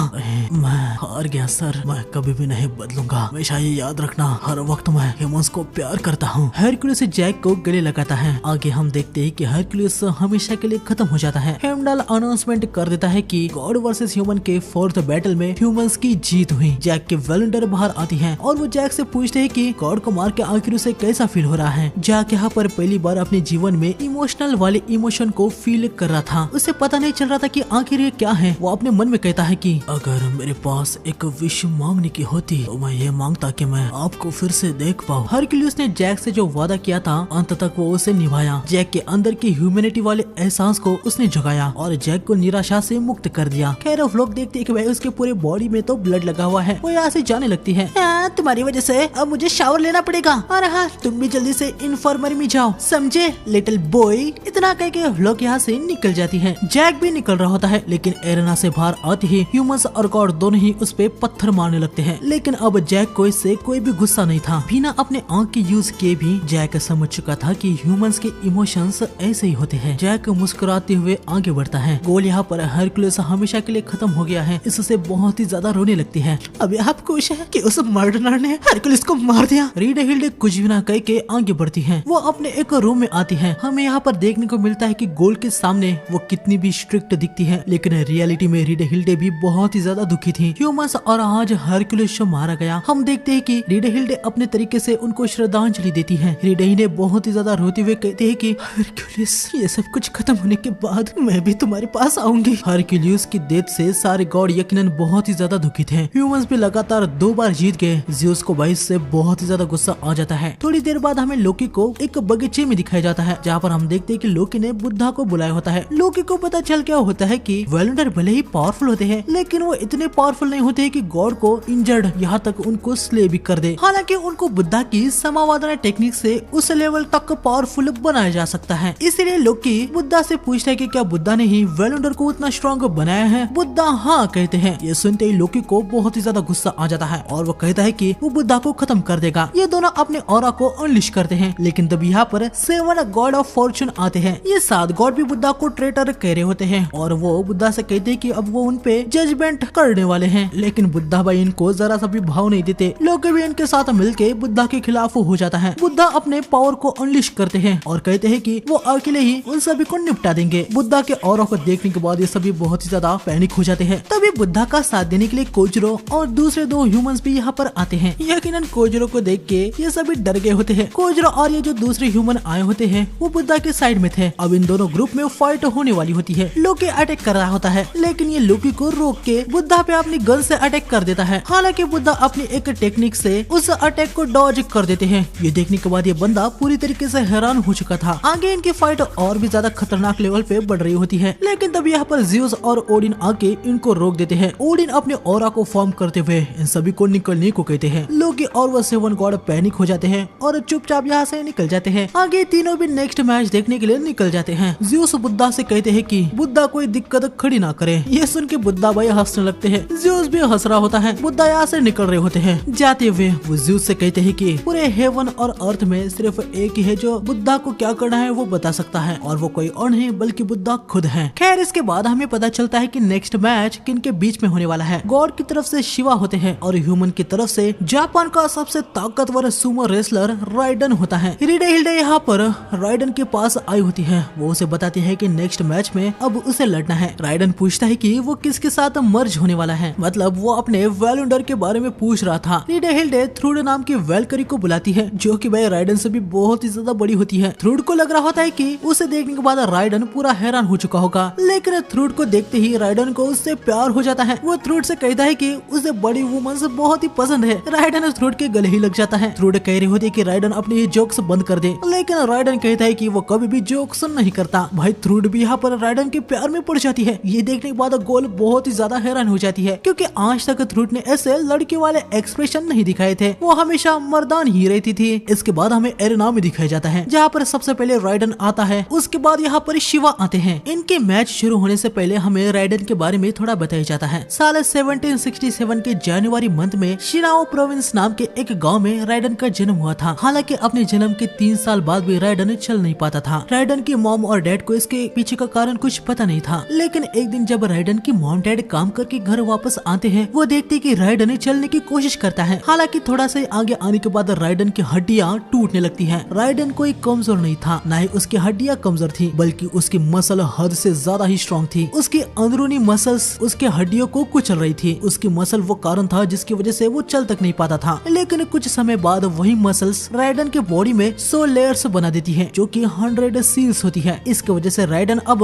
बाकियों की तरह नॉर्मल चल फिर पा रहा होता है। हालांकि भले ही राइडन नॉर्मल हो गया था, उसकी मसल पावर पे 100 सील्स लगी थी, लेकिन अभी भी वो दूसरे बच्चों से हद से ज्यादा स्ट्रॉन्ग था। राइडन की ताकत को देखने के बाद दूसरे बच्चे डरने लगे थे। वो उसे मॉन्स्टर कहने लगे। ये सुनने के बाद राइडन बेचारा बहुत ही ज्यादा दुखी हो जाता है। एक दिन राइडन अपनी मॉम से पूछता है कि आखिर वो ऐसा पैदा क्यों हुआ। राइडन की मॉम उसे बताती है कि राइडन के पास दूसरों से बहुत स्ट्रेंथ है। इस स्ट्रेंथ का यूज करके उसको कमजोरों की मदद करनी है। इसके बाद राइडन अपनी माँ के बताए हुए बात के अनुसार कमजोरों की मदद करते हुए एक काइंड हार्टेड पर्सन के रूप में बड़ा हुआ। गाँव के सारे लोग अब उसे प्यार करते थे, लेकिन 1783 में राइडन जिस गाँव में रहता था, वहाँ का एक वोल्केनो ब्लास्ट हो जाता है। उससे सारा गाँव बर्बाद हो जाता है। खाने पीने की इतनी कमी हुई कि कुछ सालों तक लोग बिना खाने की वजह से ही मारे गए। राइडन अपने गांव को छोड़ के एडो नाम के एक गांव में सुमो रेसलर बनने के लिए आया, ताकि सुमो रेसलिंग करके अपने गांव को वो पैसे भेज सके। सुमो रेसलिंग में आते ही सभी ने राइडन की स्ट्रेंथ को एक्नॉलेज किया। राइडन सुमो रेसलर ओजुकी के अंडर सुमो रेसलिंग की पूरी ट्रेनिंग लिया और आखिर में सुमो रेसलिंग के सारे फंडामेंटल को सीख गया। इसके कुछ ही समय बाद राइडन सुमो रेसलिंग में हर किसी को हरा के नंबर 1 बन गया। चारों तरफ बस राइडन के ही चर्चे थे। राइडन ने बहुत सारे पैसे कमाए। अपने गांव को उसने फिर से जीवनशाली बना दिया। लेकिन एक फाइट में राइडन देखता है कि उसका ओपोनेंट उससे बहुत ही ज्यादा डर गया है। ये देखने के बाद राइडन को अपना बचपन का ट्रॉमा याद आता है। आगे हमें देखने को मिलता है कि राइडन उस ओपोनेंट से जानबूझ के हार गया था। इसके बाद से राइडन ने सुमो रेसलिंग में 4 नई टेक्निक बनाई, जिससे वो अपने ओपोनेंट को बिना हार्म पहुंचाए हरा देता था। सुमो रेसलिंग में राइडन विक्टोरियस बन चुका था। अपने पूरे सुमो रेसलिंग के करियर में राइडन ने टोटल 285 मैचेस खेला। उसमें से 254 में वो जीता, 14 मैच अनडिसाइडेड हुई, 2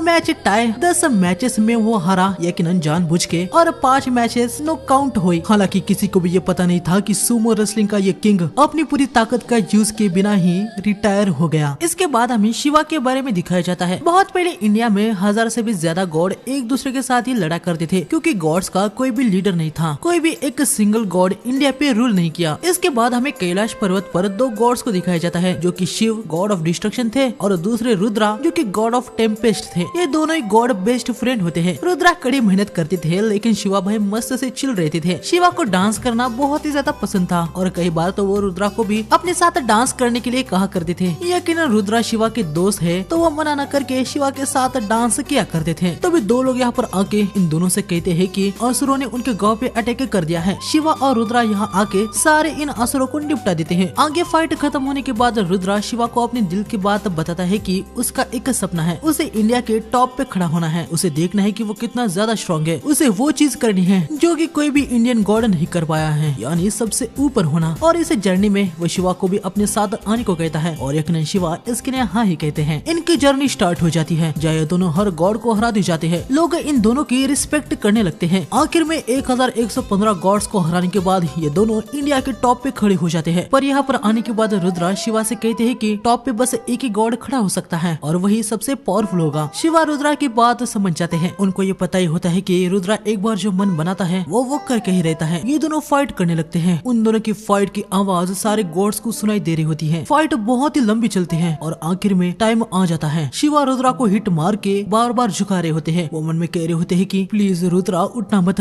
मैं ये और नहीं कर सकता। लेकिन शायद शिवा कितनी बार भी रुद्रा को हिट करते वो हर बार उठ जाता था। आखिर में शिवा जानबूझ के हार मान लेते हैं। लेकिन रुद्रा शिवा से कहते हैं कि वो हार मानते हैं। रुद्रा तुम ये क्यों कह रहे हो? शिवा अगर कोई तुमसे फाइट करता है तो तुम्हें भी फाइट खत्म होने तक अपनी पूरी जान लगा के उससे लड़ना होता है। शिवा वो तुम हो जो इंडिया के टॉप पे स्टैंड करेगा। नहीं रुद्रा, लेकिन ये तो तुम्हारा ड्रीम है ना। रुद्रा अपना ये ड्रीम शिवा को पास ऑन कर देता है। आखिर में शिवा भी रुद्रा की बात मान ही लेते हैं। रुद्रा ने जिन गॉड्स को हराया था उन सब का माइट वो शिवा को दे देता है और शिवा को गुड बाय कह के यहाँ से निकल जाता है। इसी तरह से शिवा गॉड्स के चीफ बन गए। यहाँ पर इन दोनों की फाइट स्टार्ट हो जाती है। फाइट शुरू होने से पहले राइडन अपनी सुमो सेरेमनी कर लेता है। राइडन बहुत ही तेजी से शिवा को एक किक मार के दूर कर देता है। इसके बाद वो शिवा को पंच मारने के लिए आ रहा होता है, लेकिन शिवा उसके पंच को रोक देते हैं। लेकिन राइडन अपने दूसरे हाथ से शिवा को पंच मार देता है और ये वो शिवा पे बहुत ही ज्यादा पावरफुल स्ट्राइक मारने जा रहा होता है, लेकिन शिवा उसे रोक देते हैं। शिवा राइडन के दो हाथ को पकड़ लेते हैं और अपने दूसरे दो हाथों से उसके सीने में पंच मार के उसे पीछे पटक देते हैं। राइडन समझ जाता है कि भाई वो शिवा से ऐसे ही नहीं लड़ पाएगा। हम देखते हैं कि राइडन अपनी 100 सील्स को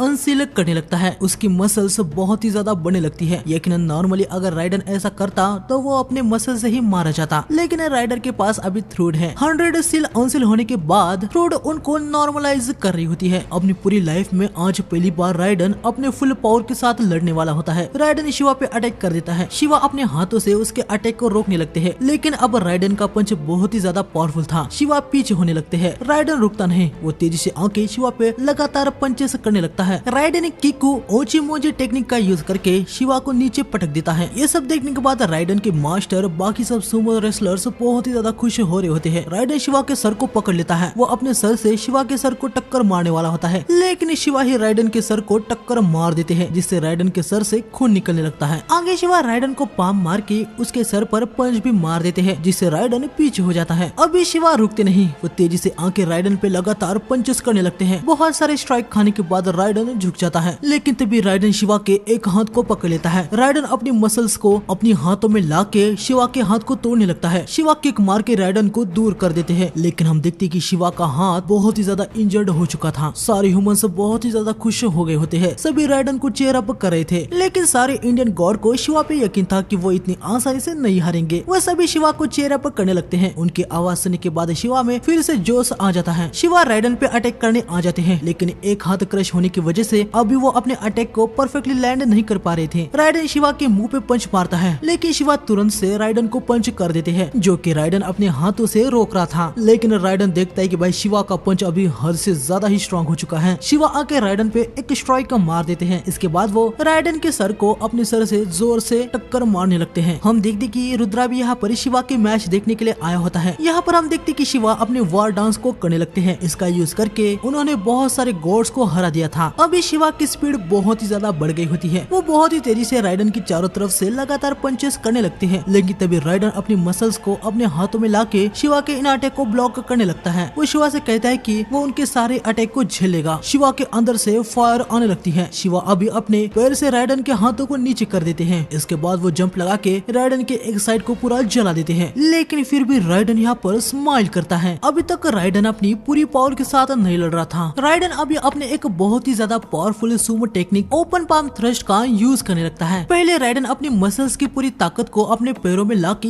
एक जंप लगाता है और शिवा के पास आने के बाद वो तुरंत ही सारी मसल्स की पावर को अपने हाथ में लाके शिवा पे अटैक कर देता है। हम देखते हैं कि ये अटैक बहुत ही ज्यादा पावरफुल था, इससे शिवा के 2 हाथ टूट जाते हैं। सारे गॉड्स राइडन की पावर देखने के बाद बहुत ही ज्यादा हैरान हो चुके थे। यहाँ हम देखते हैं कि शिवा उठ जाते हैं। तभी राइडन की बॉडी के अंदर मसल फटने की आवाज आने लगती है। राइडन को बहुत ही ज्यादा पेन हो रहा होता है। राइडन ने जो अभी टेक्निक का यूज किया था, इससे उसकी मसल्स बहुत ही तेजी से मूव होती है। इससे राइडन के बॉडी पे भयंकर स्ट्रेन पड़ रहा होता है। थ्रूड का super muscular exoskeleton Sumo belt की वजह से राइडन अभी मुश्किल से खड़ा हो रहा था। अगर थ्रूड नहीं होती तो राइडन के अंदर के मसल्स पूरे फट जाते और उसकी बॉडी डिस्ट्रॉय हो जाती। थ्रूड के होने के बाद भी दर्द कोई मामूली नहीं था। यह हैरानी की बात है कि राइडन अपने पैरों पे खड़ा है। राइडन थ्रूड से कहता है कि वो उसके मसल्स को और भी ज्यादा तेजी से मूव करे। थ्रूड कहती है कि क्या राइडन पागल हो गया है क्या? अगर वो ऐसा करती है तो राइडन के बॉडी के टुकड़े भी हो सकते हैं। राइडन को भी इसके बारे में पता था, लेकिन वो कहता है कि चाहे कुछ भी हो, वो मरे या फिर उसके साथ जो भी हो, लेकिन इस बार वो अपने पूरे माइट के साथ सुमो करना चाहता है। इस आखिरी बैटल के लिए वो अपनी पूरी जान लगाना चाहता है। थ्रूड भी इसके लिए आखिरकार मानी जाती है। यहाँ शिवा देखते हैं कि रुद्रा भी यहाँ पर आया है। शिवा अपने चेस्ट में हाथ घुसाते हैं और कहते हैं कि उन्होंने भी इस पावर को कभी यूज नहीं किया। शिवा की बॉडी रेड हो जाती है, उनकी बॉडी से फायर आने लगता है। शिवा अपने टांडों का यूज करने लगते हैं। ये दोनों ही अब अपनी पूरी पावर के साथ लड़ने के लिए तैयार हो जाते हैं। दोनों फिर से भिड़ जाते हैं।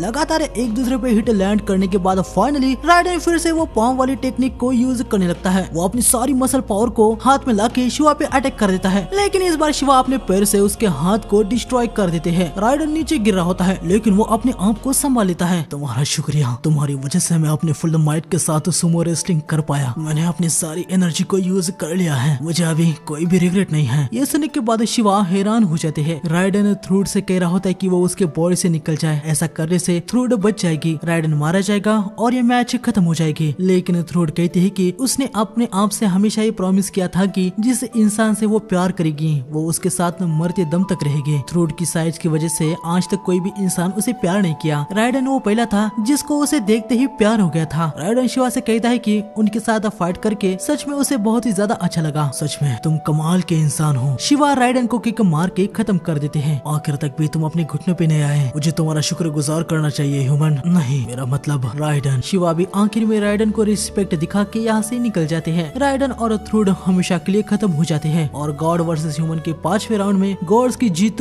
हो जाती है। इसके बाद हमें रीडाहिल्डे को दिखाया जाता है। यकीनन सबके सामने वो अपने आप को स्ट्रॉन्ग दिखाती है, पर जब भी ह्यूमैनिटी की हार होती है रीडाहिल्डे बहुत ही ज्यादा इमोशनल हो जाती है। इसके बाद हमें ज्यूस और बुद्धा को दिखाया जाता है, जहाँ ज्यूस बुद्धा से कह रहे होते कि नेक्स्ट मैच में गॉड की तरफ से बुद्धा लड़े। बुद्धा ज्यूस को गले लगाते हुए कह रहे होते हैं कि तुम एंजॉय करोगे। आगे रैग्नारॉक की 6th बैटल अनाउंस हो जाती है। हेमडाल सबको बताता है कि गॉड की तरफ से बुद्धा है। ये सुनने के बाद सारे ह्यूमन बहुत ही ज्यादा हैरान हो जाते हैं कि अब बुद्धा भी उनके खिलाफ लड़ेंगे। लेकिन यहाँ पर एरेना में आने के बाद बुद्धा हेमडाल के हॉर्न को लेके अनाउंस करते हैं कि वो ह्यूमैनिटी की तरफ से लड़ेंगे। ये सुनने के बाद यकीनन सारे गॉड बुद्धा पे बहुत ही ज्यादा गुस्सा हो जाते हैं। बुद्धा हेमडाल के हॉर्न को तोड़ देते हैं और कहते हैं कि अगर गॉड्स ह्यूमैनिटी को नहीं बचा सकते तो वो बचाएंगे और कोई भी उनके रास्ते में आएगा तो वो उसको खत्म कर देंगे। गोलिया पूरी तरीके से हैरान थी कि भाई बुद्धा ह्यूमैनिटी की तरफ से लड़ रहे हैं। वो इसके बारे में रीडाहिल्डे से पूछती है, लेकिन गोल देखती है कि रीडाहिल्डे तो बिल्कुल भी हैरान नहीं थी। ये देख के गोल समझ जाती है कि रीडाहिल्डे को ऑलरेडी पता था कि बुद्धा ह्यूमंस की साइड से लड़ेंगे। मैच स्टार्ट होने से पहले बुद्धा रीडाहिल्डे से मिले थे और उन्होंने उसे कहा था कि वो ह्यूमैनिटी की साइड से लड़ने वाले हैं। रैग्नारॉक शुरू होने से पहले ही रीडाहिल्डे ने बुद्धा से समाधान टेक्निक सीख ली थी। इससे बुद्धा समझ गई थी कि रीडाहिल्डे बहुत ही पहले से रैग्नारॉक की तैयारी कर रही है। रीडाहिल्डे भी जानती थी कि पूरे वैल्हला में गॉड्स को सबसे ज्यादा हेट कोई और नहीं बल्कि बुद्धा ही करते हैं, इसलिए उसे यकीन था कि बुद्धा ह्यूमैनिटी की साइड से ही लड़ेंगे। रीडाहिल्डे यहाँ पर गोल को बताती है कि बुद्धा किसी से ऑर्डर नहीं लेते। पूरे हेवन और अर्थ में वो अपने अलावा किसी और की नहीं सुनते। यहाँ एरेना में ज्यूस आता है। यकीनन उसको बुद्धा पे बहुत ही ज्यादा गुस्सा आया था, लेकिन रैग्नारॉक के रूल के हिसाब से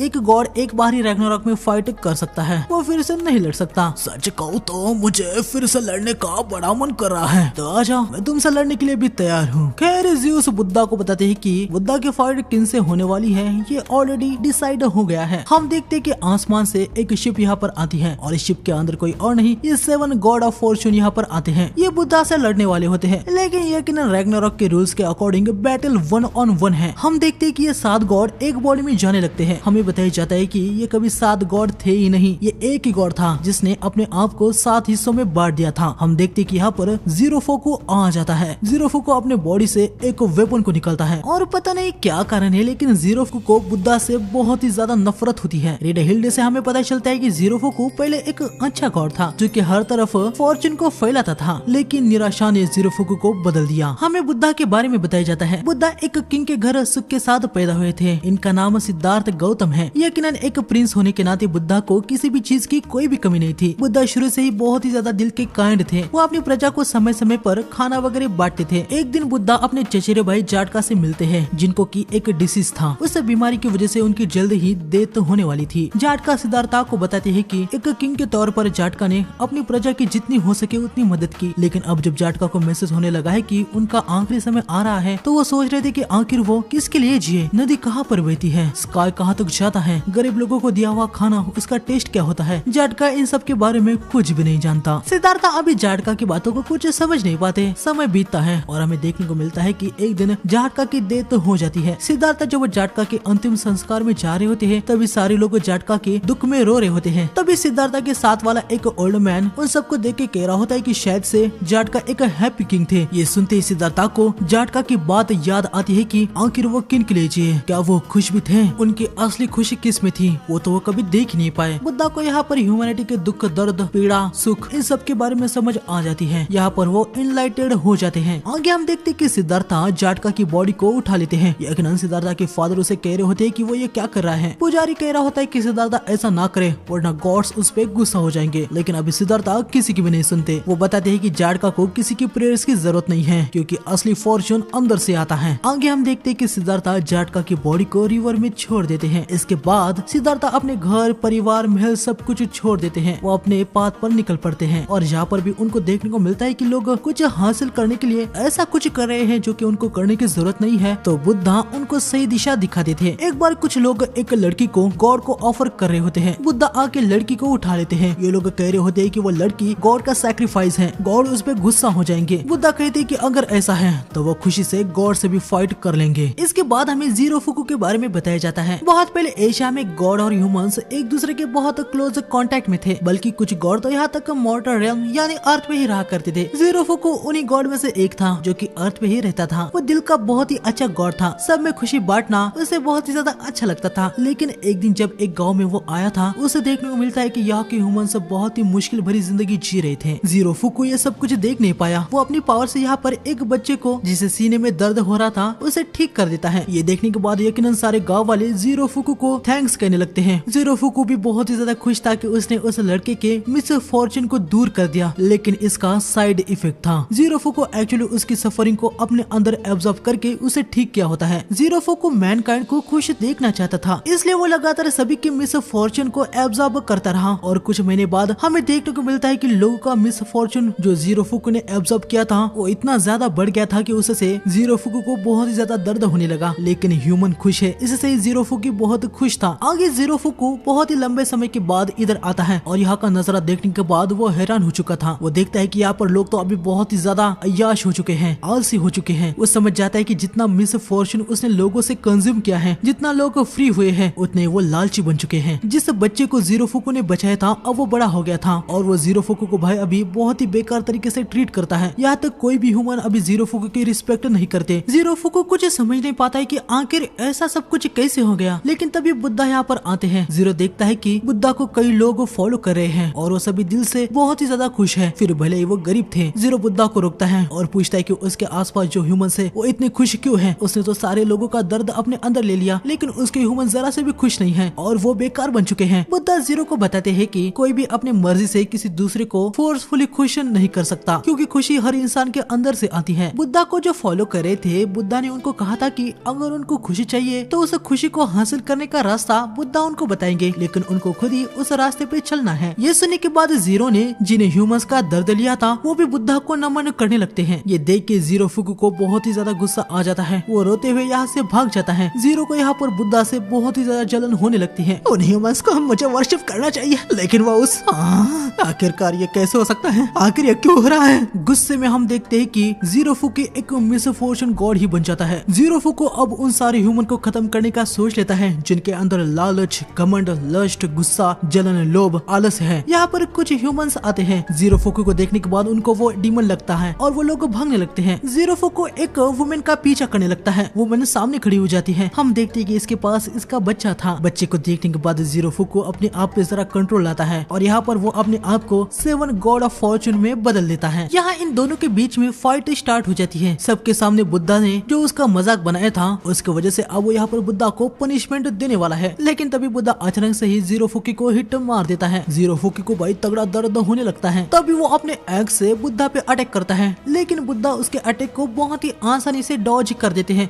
ये कैसे हुआ? लेकिन मैंने देखा था कि तुम्हें वो हिट लग गया था। जीरो फुको लगातार बुद्धा पे अटैक करने लगता है, लेकिन बुद्धा उसके सारे अटैक को बहुत ही आसानी से डॉज कर रहे होते हैं। मैं उसको हिट क्यों नहीं कर पा रहा? Miss Fortune. हम देखते कि ये कहते ही जीरो फुकी के एक्स पे आंखें आने लगती है। हमें पता चलता है कि जीरो फुकी की एक्स सारे मिस फॉर्चून को एब्जॉर्ब कर लेती है। मतलब जितना ये सफरिंग में आएगी उतनी ये स्ट्रॉन्ग होती जाएगी। इसीलिए इस एक्स को कैटास्ट्रोफी कहा जाता है। जीरो फुको तेजी से बुद्धा पे अटैक करने लगता है। बुद्धा उसे डॉज कर देते हैं, लेकिन जितनी बार भी बुद्धा ऐसे डॉज कर रहे हैं जीरो फुको के लिए उतना ये अनफॉर्चुनेट होता जा रहा है। यानी बुद्धा के डॉज करने के बाद कैटास्ट्रोफी एक्स और भी ज्यादा स्ट्रॉन्गर होती जा रही है। लेकिन बुद्धा के पास भी एक पावरफुल टेक्निक होती है। बुद्धा फ्यूचर में देख सकते हैं। सिर्फ बुद्धा जो कि इनलाइटेड वन है वही इसे हासिल कर पाए हैं। ये सम्यक संबंधी आलिया वंजना है। जीरो फुको के अटैक से पहले ही बुद्धा को पता होता है कि अटैक कैसे होने वाला है, इसलिए वो ऑलरेडी उसे डॉज कर लेते हैं। ऐसे अटैक को डॉज करना बंद करो और मेरे साथ लड़ो बुद्धा। बुद्धा जीरो फुको को हिट मार देते हैं। जीरो फुको फिर से अटैक करता है, लेकिन बुद्धा उसे डॉज कर देते हैं। बुद्धा जीरो फुको को बता देते हैं कि भाई वो उसके अटैक को पहले से ही देख सकते हैं। ये सुन के जीरो फुको हैरान हो जाता है। वो कहता है कि ये तो चीटिंग है। बार बार बुद्धा पे अटैक करके जीरो फुको का मिसफॉर्चून बहुत ही ज्यादा बढ़ जाता है और हम देखते हैं कि अब वो एक भयंकर अटैक कर देता है। बुद्धा ने अटैक को ऑलरेडी नोटिस कर दिया था। ये एक ऐसा अटैक होने वाला है जिसे बुद्धा डॉज नहीं कर सकते। हमें देखने को मिलता है कि जीरो फुको अपने एक्स को बहुत ही ज्यादा बड़ी बना के बुद्धा पे अटैक कर देता है। बुद्धा के सम्यक संबंधी वंजना टेक्निक इसमें एक फ्लो है। जिस मोमेंट में बुद्धा को पता चलता है कि आने वाला फ्यूचर को चेंज नहीं किया जा सकता, ये टेक्निक की पावर उस समय किसी काम की नहीं होती। खैर, लेकिन बुद्धा के पास बस यही एक टेक्निक नहीं है। बुद्धा अपने 6 रियल्म टेक्निक को एक्टिवेट कर देते हैं। जीरो फुको का अटैक बुद्धा पे लैंड हो जाता है। सभी बस हैरान थे कि अब आगे क्या होगा। बुद्धा यहाँ अपने staff of 6 realm from Asura realm Avalokiteshvara को एक्टिवेट कर देते हैं। हम देखते कि बुद्धा का स्टाफ एक शील्ड में बदल जाता है। बुद्धा ने जीरो फुको के अटैक को ब्लॉक कर दिया होता है। हिल्डे से हमें पता चलता है कि बुद्धा के पास स्टाफ ऑफ 6 रियल्म है। 6 दुनियाएं जहाँ पर ह्यूमन रीइनकार्नेट होते हैं उनको अवलोकितेश्वरा गार्ड करते हैं। उन सारे 6 रियल्म की पावर बुद्धा के पास है। बुद्धा के पास जो वेपन है वो बुद्धा के इमोशन के अनुसार रिस्पॉन्स करके अपने फॉर्म को चेंज करता है। बुद्धा जीरो फुको के एक्स को दूर कर देते हैं, लेकिन जीरो फुको अपने एक्स की फॉर्म को चेंज करके अटैक करने लगता है। बुद्धा भी अपने स्टाफ को रियल्म 2 में चेंज करके जीरो फुको के अटैक को डॉज करके उसे ही हिट मार देते हैं। जीरो फुको उठ जाता है। वो फिर से अपने वेपन के फॉर्म को चेंज कर देता है। बुद्धा भी यहाँ पर रियल्म 1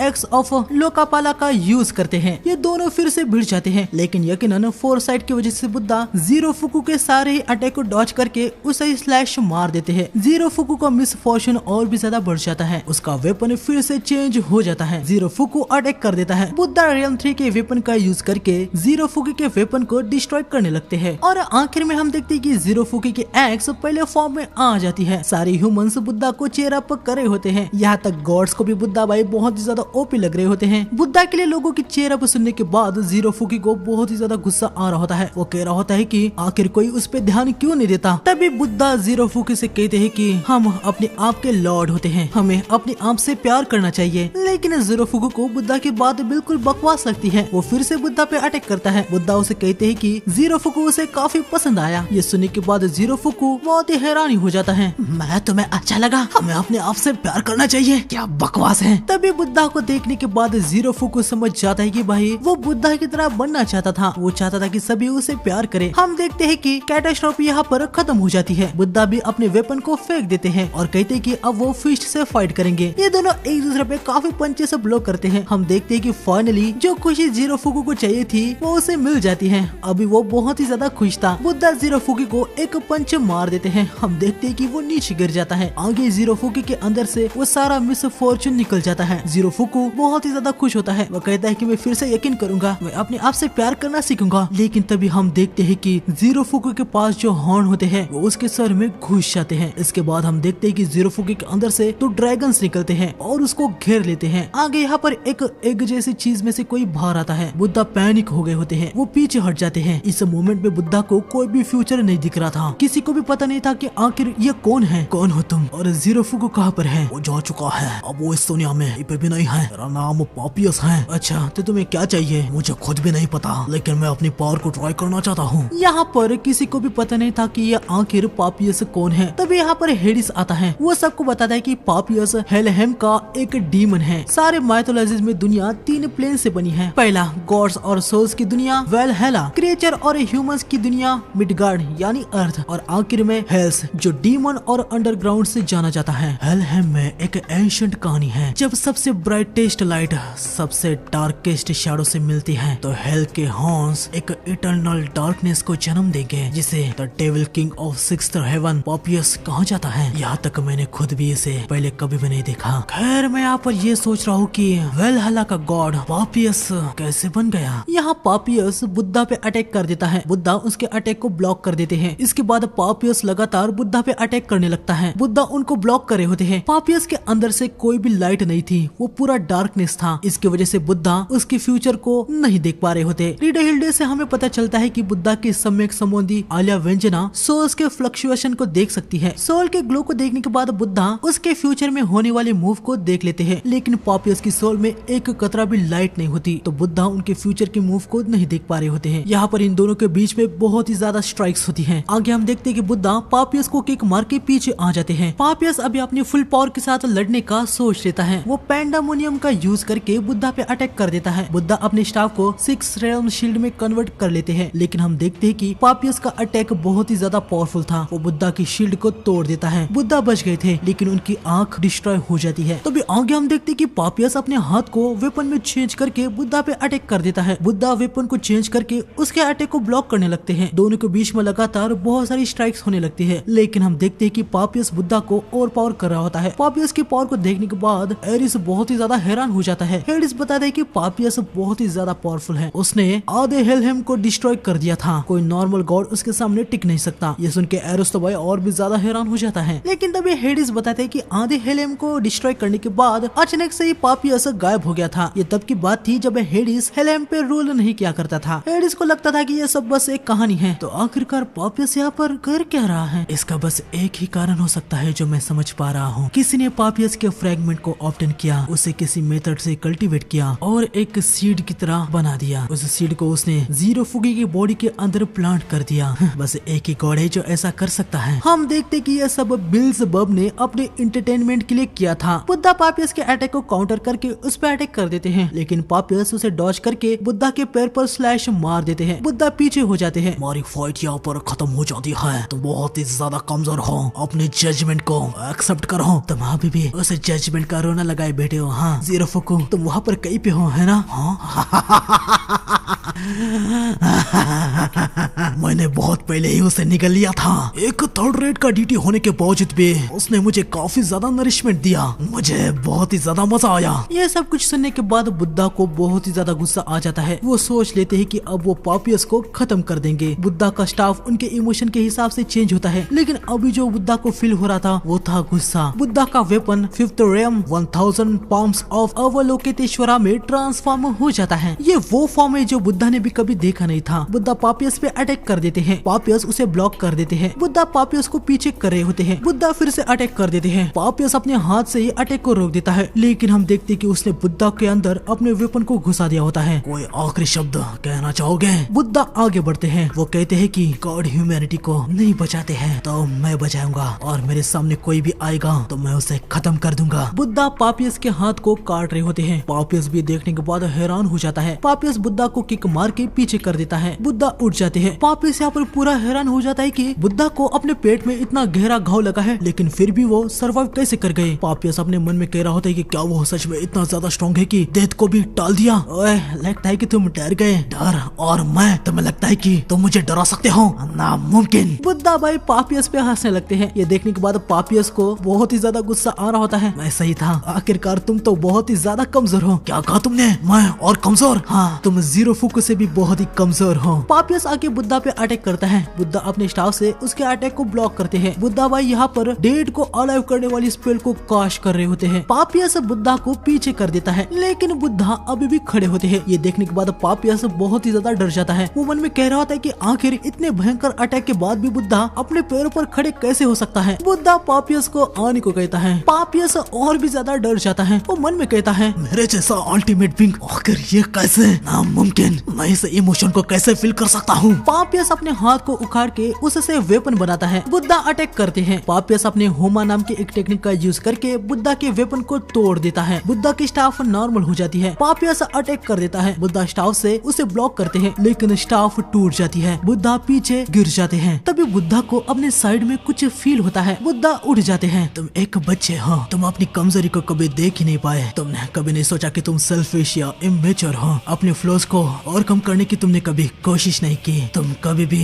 यंग मेच्योरिटी से गुजरे नहीं, और यही तुम्हें कमजोर बनाता है। हम देखते हैं कि बुद्धा ने जीरो फुकू की कैटास्ट्रॉफी को उठा लिया होता है। बुद्धा अपनी समावादना टेक्निक का यूज करके जीरो फुकू के वेपन को अपना वेलुंडर बना देते हैं। जो वेपन कैटास्ट्रॉफी था वो बुद्धा के समावादना से एक अलग ही एंटिटी बन गया होता है। एक ऐसा all powerful ultimate divine weapon जिसे सिर्फ बुद्धा ही बना सकते हैं। हम देखते हैं कि बुद्धा ने ये महापरिनिर्वाणा जीरो सॉर्ड बना दी होती है। उसे देखने के बाद पापियस बहुत ही ज्यादा डर जाता है। बिल्ज़बब ये सब देख के हैरान रह जाता है। अब पनिशमेंट के लिए तैयार हो जाओ। दोनों फिर से भिड़ जाते हैं। पापियस बहुत ही ज्यादा डर चुका था। वो मन में कह रहा होता है कि आखिर ये इंसान मर क्यों नहीं रहा, आखिर ये डर क्यों नहीं रहा, आखिर ये मेरी तरफ देख के ऐसे हंस क्यों रहा है, क्यों क्यों अभी भी ये फाइट कैसे कर पा रहा है। जरा अपने आप को देखो, तुम कितने डर चुके हो। बुद्धा पापियस को स्लैश मार देते हैं। पापियस फिर से अपना डिवाइन पनिशमेंट वाला अटैक करता है। बुद्धा उसे ब्लॉक कर देते हैं। बुद्धा भी काफी ज्यादा घायल थे, लेकिन फिर भी वो पापियस के अटैक को पैरी करके उसको स्लैश मार देते हैं। पापियस फिर से अटैक करने के लिए आ जाता है, लेकिन बुद्धा अपनी फ्यूचर साइट वाली टेक्निक को एक्टिवेट कर देते हैं और पापियस के अटैक को डॉज करने लगते हैं। यकीनन जैसे कि हम जानते हैं कि बुद्धा पहले पापियस के फ्यूचर मूव को नहीं देख पा रहे थे, क्योंकि वो पूरा डार्कनेस से भरा था। लेकिन अभी पापियस में डर का इमोशन आने की वजह से उसके अंदर से भी फ्लक्चुएशन आने लगी है। पापियस यहाँ पर परेशान हो जाता है कि भाई वो बुद्धा को हिट क्यों नहीं कर पा रहा। पापियस अपनी पूरी जान लगा के बुद्धा पे अटैक करता है। उसे देखने को मिलता है कि बुद्धा स्लैश हो चुके हैं। वो बड़ा खुश हो रहा था, लेकिन वो बुद्धा की भाई आफ्टर इमेज होती है। हम देखते हैं कि बुद्धा तो ऑलरेडी साइड में जा चुके थे। बुद्धा महापरिनिर्वाणा से पापियस को स्लैश मार देते हैं और पापियस यहाँ पर खत्म हो जाता है। सारे ह्यूमंस बहुत ही ज्यादा खुश हो जाते हैं और गॉड्स भाई यहाँ पर बहुत ही ज्यादा हैरान हो चुके थे। पापियस हमेशा के लिए खत्म हो जाता है। तभी बुद्धा को जीरो फुकू दिखाई देता है। वो बुद्धा की तरफ मुस्कुरा के अपने 7 फॉर्म के साथ यहाँ से निकल जाता है। बुद्धा कहता है कि वो उससे मिलने के लिए जरूर आएंगे। हेमडाल अनाउंस करता है कि भाई ह्यूमन वर्सेस गॉड के 6th राउंड में ह्यूमैनिटी की जीत हुई। सारे ह्यूमंस जिनकी जीरो फुकू ने हेल्प की थी, अब वो उसे वर्शिप करने लगते हैं। आगे बुद्धा को ट्रीटमेंट के लिए ले जाया जा रहा होता है। इसके बाद हमें बिल्ज़बब को दिखाया जाता है। ओडिन इसके पास आते हैं। ये मेरा एम्बिशन है, मैं नहीं चाहता कि मेरे एम्बिशन में कोई भी इंटरफियर करे। आपका एम्बिशन, हाँ ठीक है, मैं याद रखूंगा। यहाँ पर ज़्यूस को भाई बहुत ही ज्यादा गुस्सा आ जाता है, क्योंकि अभी 3 मैच गॉड और 3 मैच ह्यूमन जीत चुके थे। ज़्यूस को कुछ भी करके नेक्स्ट मैच जीतना था, लेकिन उनको समझ नहीं आ रहा होता है कि वो किस गॉड को भेजेंगे। लेकिन तभी हेडिस कहता है कि नेक्स्ट मैच में वो जाएगा। ये सुनने के बाद सभी के सभी हैरान हो जाता है। पोसाइडन मारा गया, इससे हेडिस को बहुत ही ज्यादा गुस्सा था। मैं अपने भाई पोसाइडन का अवेंज लूंगा। यहाँ पर इन दोनों को भी न्यूज मिल चुकी होती है कि नेक्स्ट मैच में हेडिस आने वाले हैं। गोल भाई यहाँ पर परेशान हो जाती है कि आखिर हेल के किंग से कौन लड़ेगा।